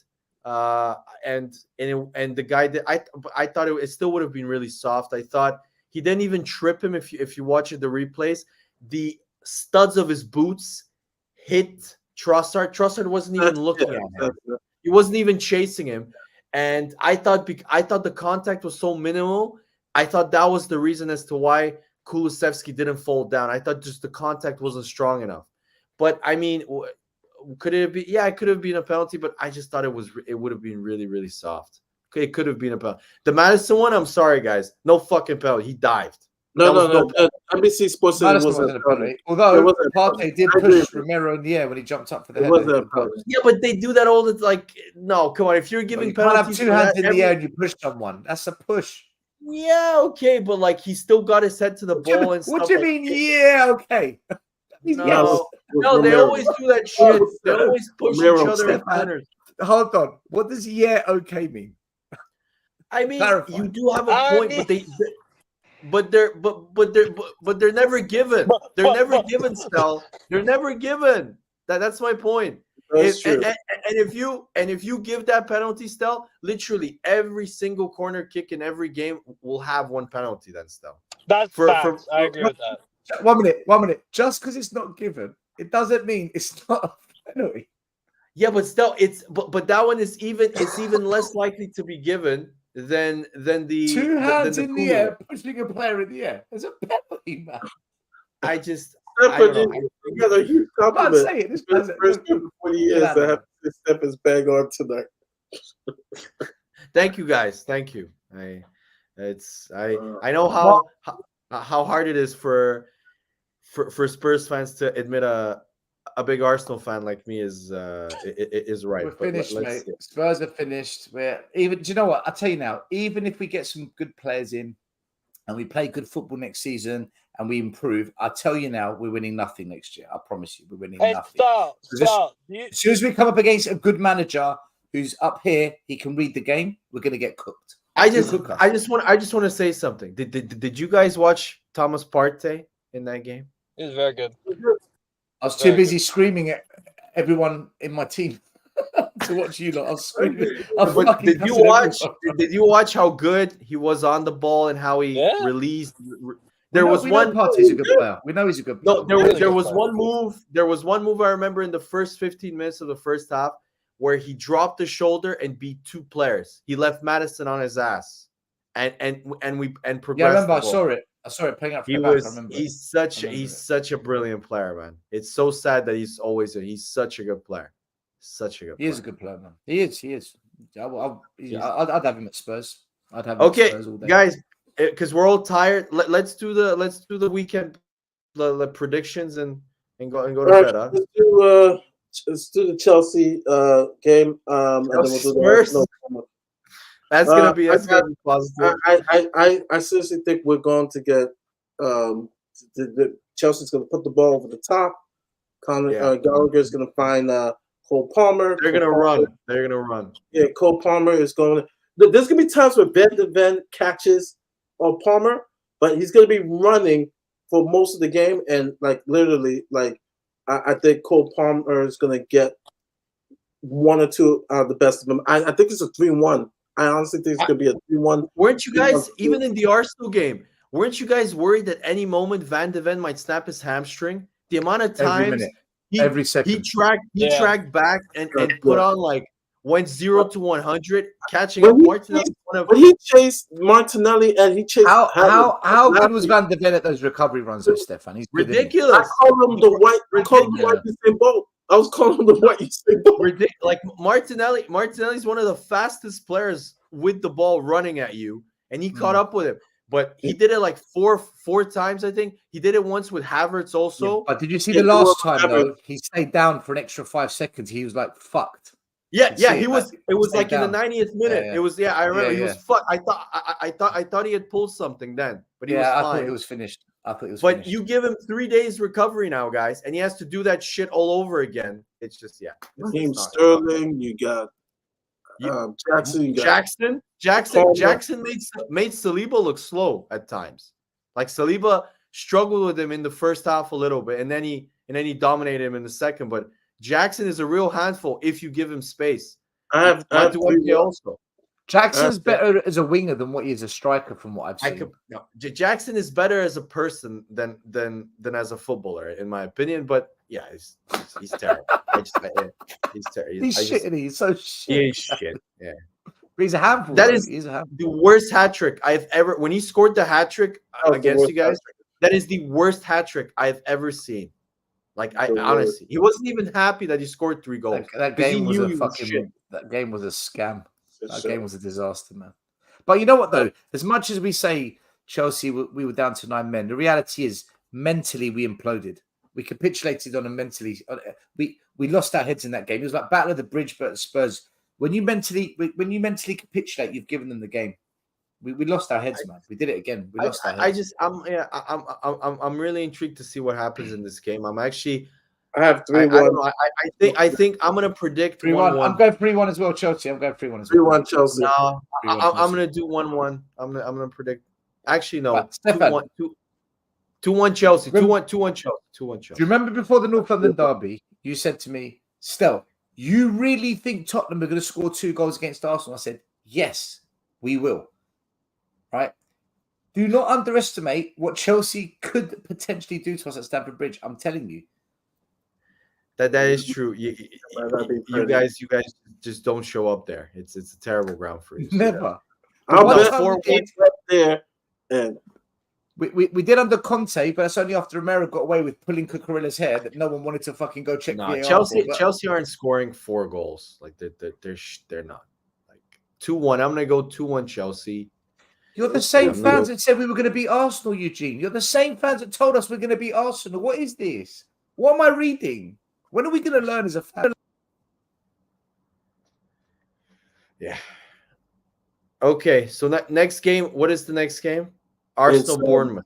Arsenal The Bournemouth. early game. I actually think this will be close. I think, No, I think I'm gonna go for 2-1. I think 2-1 Arsenal in this game. Nah, man. Bournemouth Play Murray, really they're at open. home where they never lose and they can smell the title. They're going to destroy Bournemouth. They're going to butt fuck them, man. Come on. Yeah, honestly, we've never lost to Bournemouth in the Premier League. We have like a ridiculous. We have a ridiculous record. These teams that I'm not saying Arsenal's going to play down to the level. I actually think this may be. I think it's Arsenal will be up 2-0, but Bournemouth will score a goal. They're not that bad. I think it's 2-1. I think it's gonna be 2-1. I also think they'll score. I think Arsenal are gonna be a little bit uptight in the game, but I think Arsenal win 3-1. I'm gonna go for a 3-1 win. I have 2-1. I think Murray Bournemouth played too open, man. They play with a high line. You come to the Emirates and play with a high line, it's not gonna end well. It just won't usually. 4-0. I'm going 4-0 Arsenal. This is a joke, man. What you're not making it out as if it's going to be some close game. Arsenal are going to destroy Bournemouth, man. They're a good team, Chelsea. Look what they did to Chelsea. Team. Look what they did to Newcastle. What do you think they're going to do to Bournemouth? But their coach is really good. Man. Their coach is really good. Their coaches, I really rate their coach. All right, we'll see. And then I want to say City versus Fulham because that's a very important game. It's at Fulham. No, it's City against Wolves, man. City are at home. Wolves. Are they at home? Do you know what? Normally, I'd say maybe Wolves can do something, but with the injuries Wolves have got, I can only see a City win, man. They've got too many injuries. They had two players that were a little bit like kryptonite to City, Neto and Cunha. They can run in space, and they're really good dribblers. They're not there, so yeah, I agree with Stel. I have a slight feeling Gary O'Neill might do a defensive masterclass because he's a really underrated coach. If his name was Gary O'Neill, people would be raving about him. But because he wears because it's true though. Because he's not the best looking and he wears a fucking tracksuit, they don't rate him as much as some of the other coaches. So yeah, I really like him as a coach, but I'm going for a 2-0 City win. 2-0. Can I say we were also playing Liverpool on the Sunday. Should we do that one as well? That's Liverpool Spurs. Oh shit! As bad as Liverpool is playing, they're imploding. People aren't. Guys, I just want to say this. Why isn't anybody saying? Because everybody's saying if Arsenal win the league, they're bottlers, this and that. What about Liverpool? In 2 weeks, they lost 3-0 to Atalanta. They fucked off in the Europa League. They lost to Crystal. Stefan, when they went away to United and drew, that's when they bottled it. That was the moment they choked. No, I disagree. I disagree. The game they lost in the FA Cup, that was the start of everything. The FA Cup loss to Liverpool to Man United. Yeah, but did they care about that? Did they care about that? Liverpool playing, it's at Anfield, and I have Liverpool winning. Mari, do you know what? I don't agree with. I don't think they're gonna beat you. They're in free fall. I think we draw this one. Draw too. I think we draw. I'm gonna go for it. It's the only one, only because, dude, they're having arguments on the sidelines. The team can't put the ball in the back. I don't know, man. They're playing real bad. You know what? I'm gonna say this. What have they got to play for, Mari? What have they got to play for? What's the motivation? They have nothing. Their season's over. Technically, they're still in. They're still in, but. Bro, they know. Mari, they're fighting. They're fighting with Klopp. I'll bring fire if I speak. That's a good point as well. Mari, they've checked out. They're 5 points behind Arsenal with a difference in goal difference of 15. I think they're done. They're finished. They're finished. 2-2. They're out. All right, I changed my mind. 2-2, a draw. I'm going 2-2 as well. I agree. 2-2. 2-2. A draw. I was gonna say a draw, guys, but then I'm thinking it's Ange. He's gonna play with a super high line at Anfield. Trent That's all I'm Alexander-Arnold. But Yeah. Trent Alexander-Arnold is gonna play those long balls over the But you know top. what, Stefan? Over the last few years, we've either got draws or we've lost by 1 goal. So I think would you a draw? Would you a draw? No, but the way also it's kind of, I remember at Anfield, the way you lose is so dramatic. There's always a last minute goal. Always. It's scenes, isn't it? It's absolute scenes up there. Like I remember when Yama scored in the last minute, the ridiculous long range shot. There's always some crazy like shit that happens in the last minute penalty that Salah got. Yeah, I remember. wait, Or when what was it? Or when it was 1-1 and Sherwood was like, there was a corner and Tim Sherwood was like, I'm not worried. Liverpool don't have any height. And then literally the corner happens and they score a goal and beat you in the last. Do you remember that game? Firmino. I remember that. Yeah, that was shit. When was it Højbjerg or Emerson Royale passed the ball to fucking Jota to score in the 94th minute? Who was the back pass? Who done that? Lucas Moura. It was Lucas Moura. Lucas Moura fucking with the assist in the 94th minute, just after we equalised. He couldn't write from the kickoff. From the kickoff.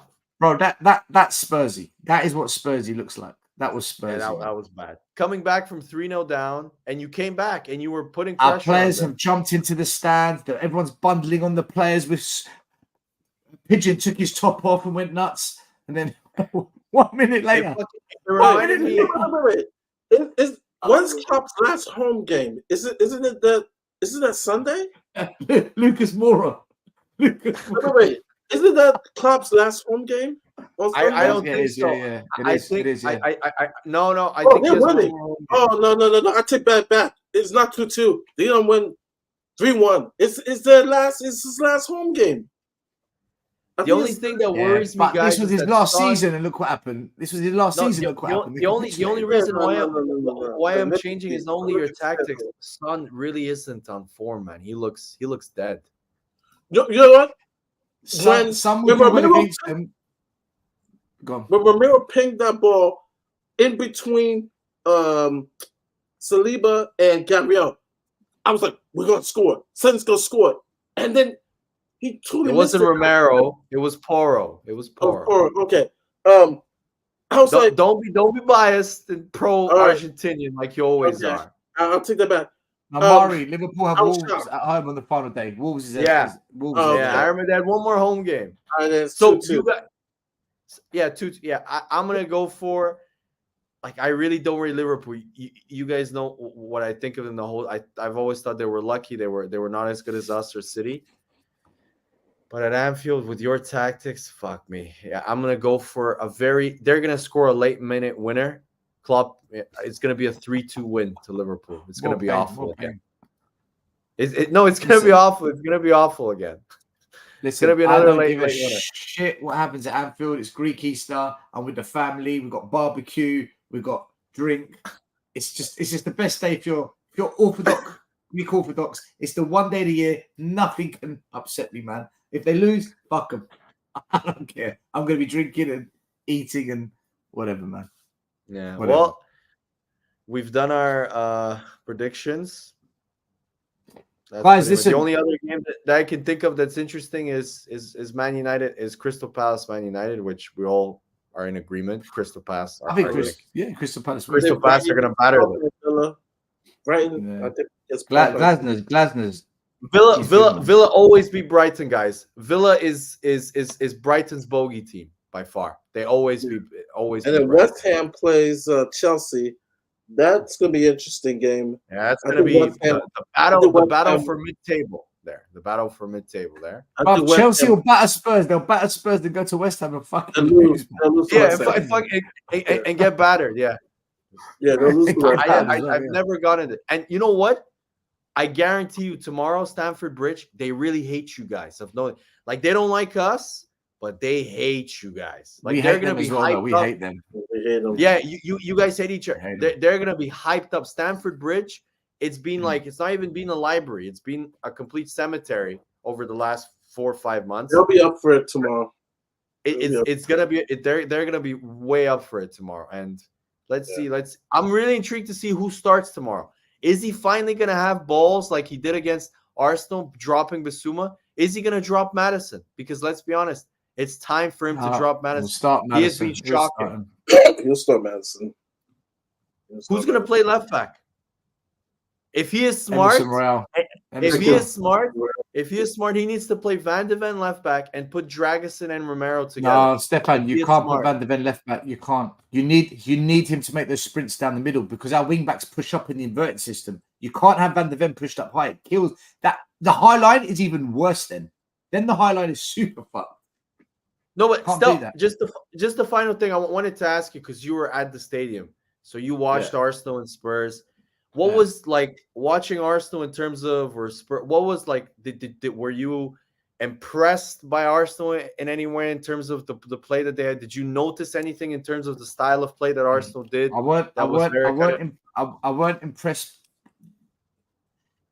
I did look at you and think, wow, what a team this is. Not at all. What I was impressed by, though, Because they didn't have to. They didn't have to do it first gear. Like, to be honest with you, they didn't have to. Nah, I don't. Murray, I'll tell you what I was impressed by. Defensively, when they drop into a 4-4-2, they're compact, they're organized, and their defending is good. They actually defend very, very, very well. And if you can't defend in football, you'll never win anything. You have to be able to defend. Yeah. Poch, when Poch was at Spurs, we were such a good defensive unit. It actually reminded me of that. And this lot are good though, man. They're good. They're good at defending as a team, as a unit, out of possession, in possession. They know how to control a team when someone attacks them. You can get into them, but you're not gonna get lots and lots of chances. I mentioned earlier. But which is surprising. I'm surprised though because Arteta learned under Pep, and Pep didn't have. I never saw Man City as structured as this defensively.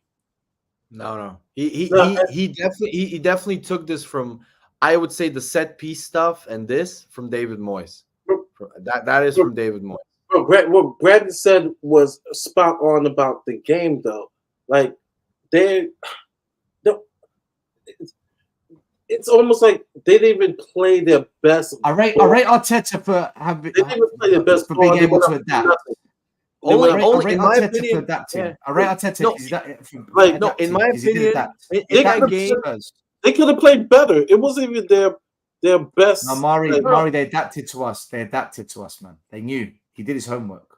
Yeah. No, I honestly think none of our players played to the top level. Because I think the 4 games prior to the game, I think we weren't going to go all guns blazing because I just don't think we could have managed the game. Stefan, this was saying to you before. Like they weren't that good. No. See, hold on. They weren't that good. They still won. That's just weird. They could have played much better. I knew this was going to happen. That's why I predicted they're not going to batter us. I said this because rewind the tapes and all the shows I did last week. I said, at home, nobody has taken it to us. Nobody's come to Spurs and just trounced us like that because we're actually better than a lot of the results show. Our problem is we just don't fucking defend properly. And when we do attack, we're very sideways. We don't penetrate. There's no penetration. Yeah. So we can have 80% possession and it's all sideways. And but if you look at all your chances, but we know how to keep. But we know how to dominate a game. Like possession-wise, we know how to do it. I don't think Arsenal were given enough of the ball. We didn't give you enough ball to be good on the day, like as good as you can. That's true, but in terms of Arsenal didn't have to do anything because they were 3-0 up in like 15 minutes, and people forget that like Arsenal were playing. They knew they couldn't lose, and they were overly. I thought we were overly cautious in the first half, but I just think the only 2 players that came out of that game where you would say they had a really good game were 2 players, and it was Kai Havertz and Thomas Partey. Partey was just Partey. The reason why he took off Bentancur, I thought thought Gabriel played quite well. I thought Gabriel Who? played quite well. Yeah, sorry, he won man of the match, which I didn't think he would. I thought Havertz was man of the match by far, but I thought Partey He played. had a good game. Bentancur was just chasing shadows for most of the like. Partey was so good on the ball. The way he opened up play with the passes, he knew when to just like one touch passes. So that was it. All the other players were. I thought Trossard was really poor. Oh, Saka was good. Saka wasn't bad. Yeah, Saka was good, but like Saka, we gave him the freedom of the fucking pitch. Yeah, that was. Can you explain to me, Stel? You're a coach. Why the fuck did Ben Davies go towards the middle and then suddenly realize shit? Saka has all the space on the right hand side. Is that the way like a player is supposed to stand in a structure, or did he screw up there, Stel? Stefan, Ben Davies is an average player. That's why he's average. Spurs fans say he's a good 6 out of 10. What the fuck is a 6 out of 10? What is a 6 out of 10, people? That's just above average, right? He's solid. He's Mr. Reliable. He's a good man. He's a good servant. We need quality. He's not quality. This is the problem. Ben Davies, in a centre-back role, he's not too bad. And there's games where he puts his body on the line, lots of blocks, when we sit deep. But the way we play a high line, go watch what Ben Davies did when we went away to Crystal Palace in the high line. He got destroyed and they pulled him off at halftime. But because we don't have a choice at the moment, because there's no other wing backs, and for some reason, Ange, who spent 30 million on Dragusin, refuses to play the guy. If I was Dragusin, I'd be telling my agent, get me out of this club.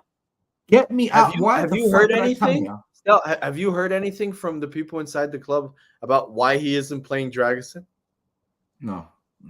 You haven't heard anything? I don't speak to the club like every week. I'm just asking 3 months, because every 4 months. To me, there something must be wrong, man. That he doesn't play him whatsoever. Something like Arteta really likes Kivior, and and Arteta said, some people, but not. This isn't reliable. Some people say he's a replacement for Romero because they think Romero's gone in the summer, but I don't believe that. I honestly think Romero, if you guys don't do anything, if you don't get into the Champions League next year, I think he's gone. Yeah. I think Romero, not this summer, next summer. Think Van der Ven's gone. And then Van der Ven will follow them out the door. Vicario, there'll be top clubs in Italy that are going to want Vicario. He'll be gone. I don't think so about Vicario because he's getting much more money than he can in Italy, and the Italian teams won't be able to afford him, man. They have no money there. There's no money in Italy. So, and like Vicario, if you look at some of his interviews, Vicario is just one of those players, kind of like Martinelli with Arsenal. He just loves Spurs because he views Spurs as like they gave him the first kind of big opportunity in the big time. Like they allowed him to kind of cement his place with the Italian national team, to cement his place in terms of with European goalkeepers. And I honestly think Vicario will stay low, a little bit like Son, in my opinion. The more I read his interviews talking about Spurs, he really loves you guys. He really loves Spurs. What does that even? Yeah, I was going to say, Recom is a nation. Just so you know, we went live at 10 o'clock. You've missed 3 hours, so rewind the tape. And I really have to go. I'm tired. Thank you guys for having me. Stel, are you on the last one on Spurs soon? Absolutely, they've invited me. I'm the special guest this week. Tune in. I'll be. That would be pay-per-view, Stel. If you get invited to the last word on Spurs, I swear to God, I would pay for that shit to watch it. They will get the. Do you know what? It's never going to happen, so it doesn't matter. Just wanted to let people know. I've just put a link down here for Spurs Kings TV. Click on the link, go straight to their channel. In the comments, type in Tottenham away raid. I've also done a redirect. So if you stay here once the show ends, it'll direct you there anyway, okay? So go show Ashmatic and Marlon some love over there, boys and girls. Yes. And I'll let Mari call it a day. Well, as I would say, Levy out. That's it. That's what I said. Levy out. See you guys next time. Thanks for the invite, guys. Thanks.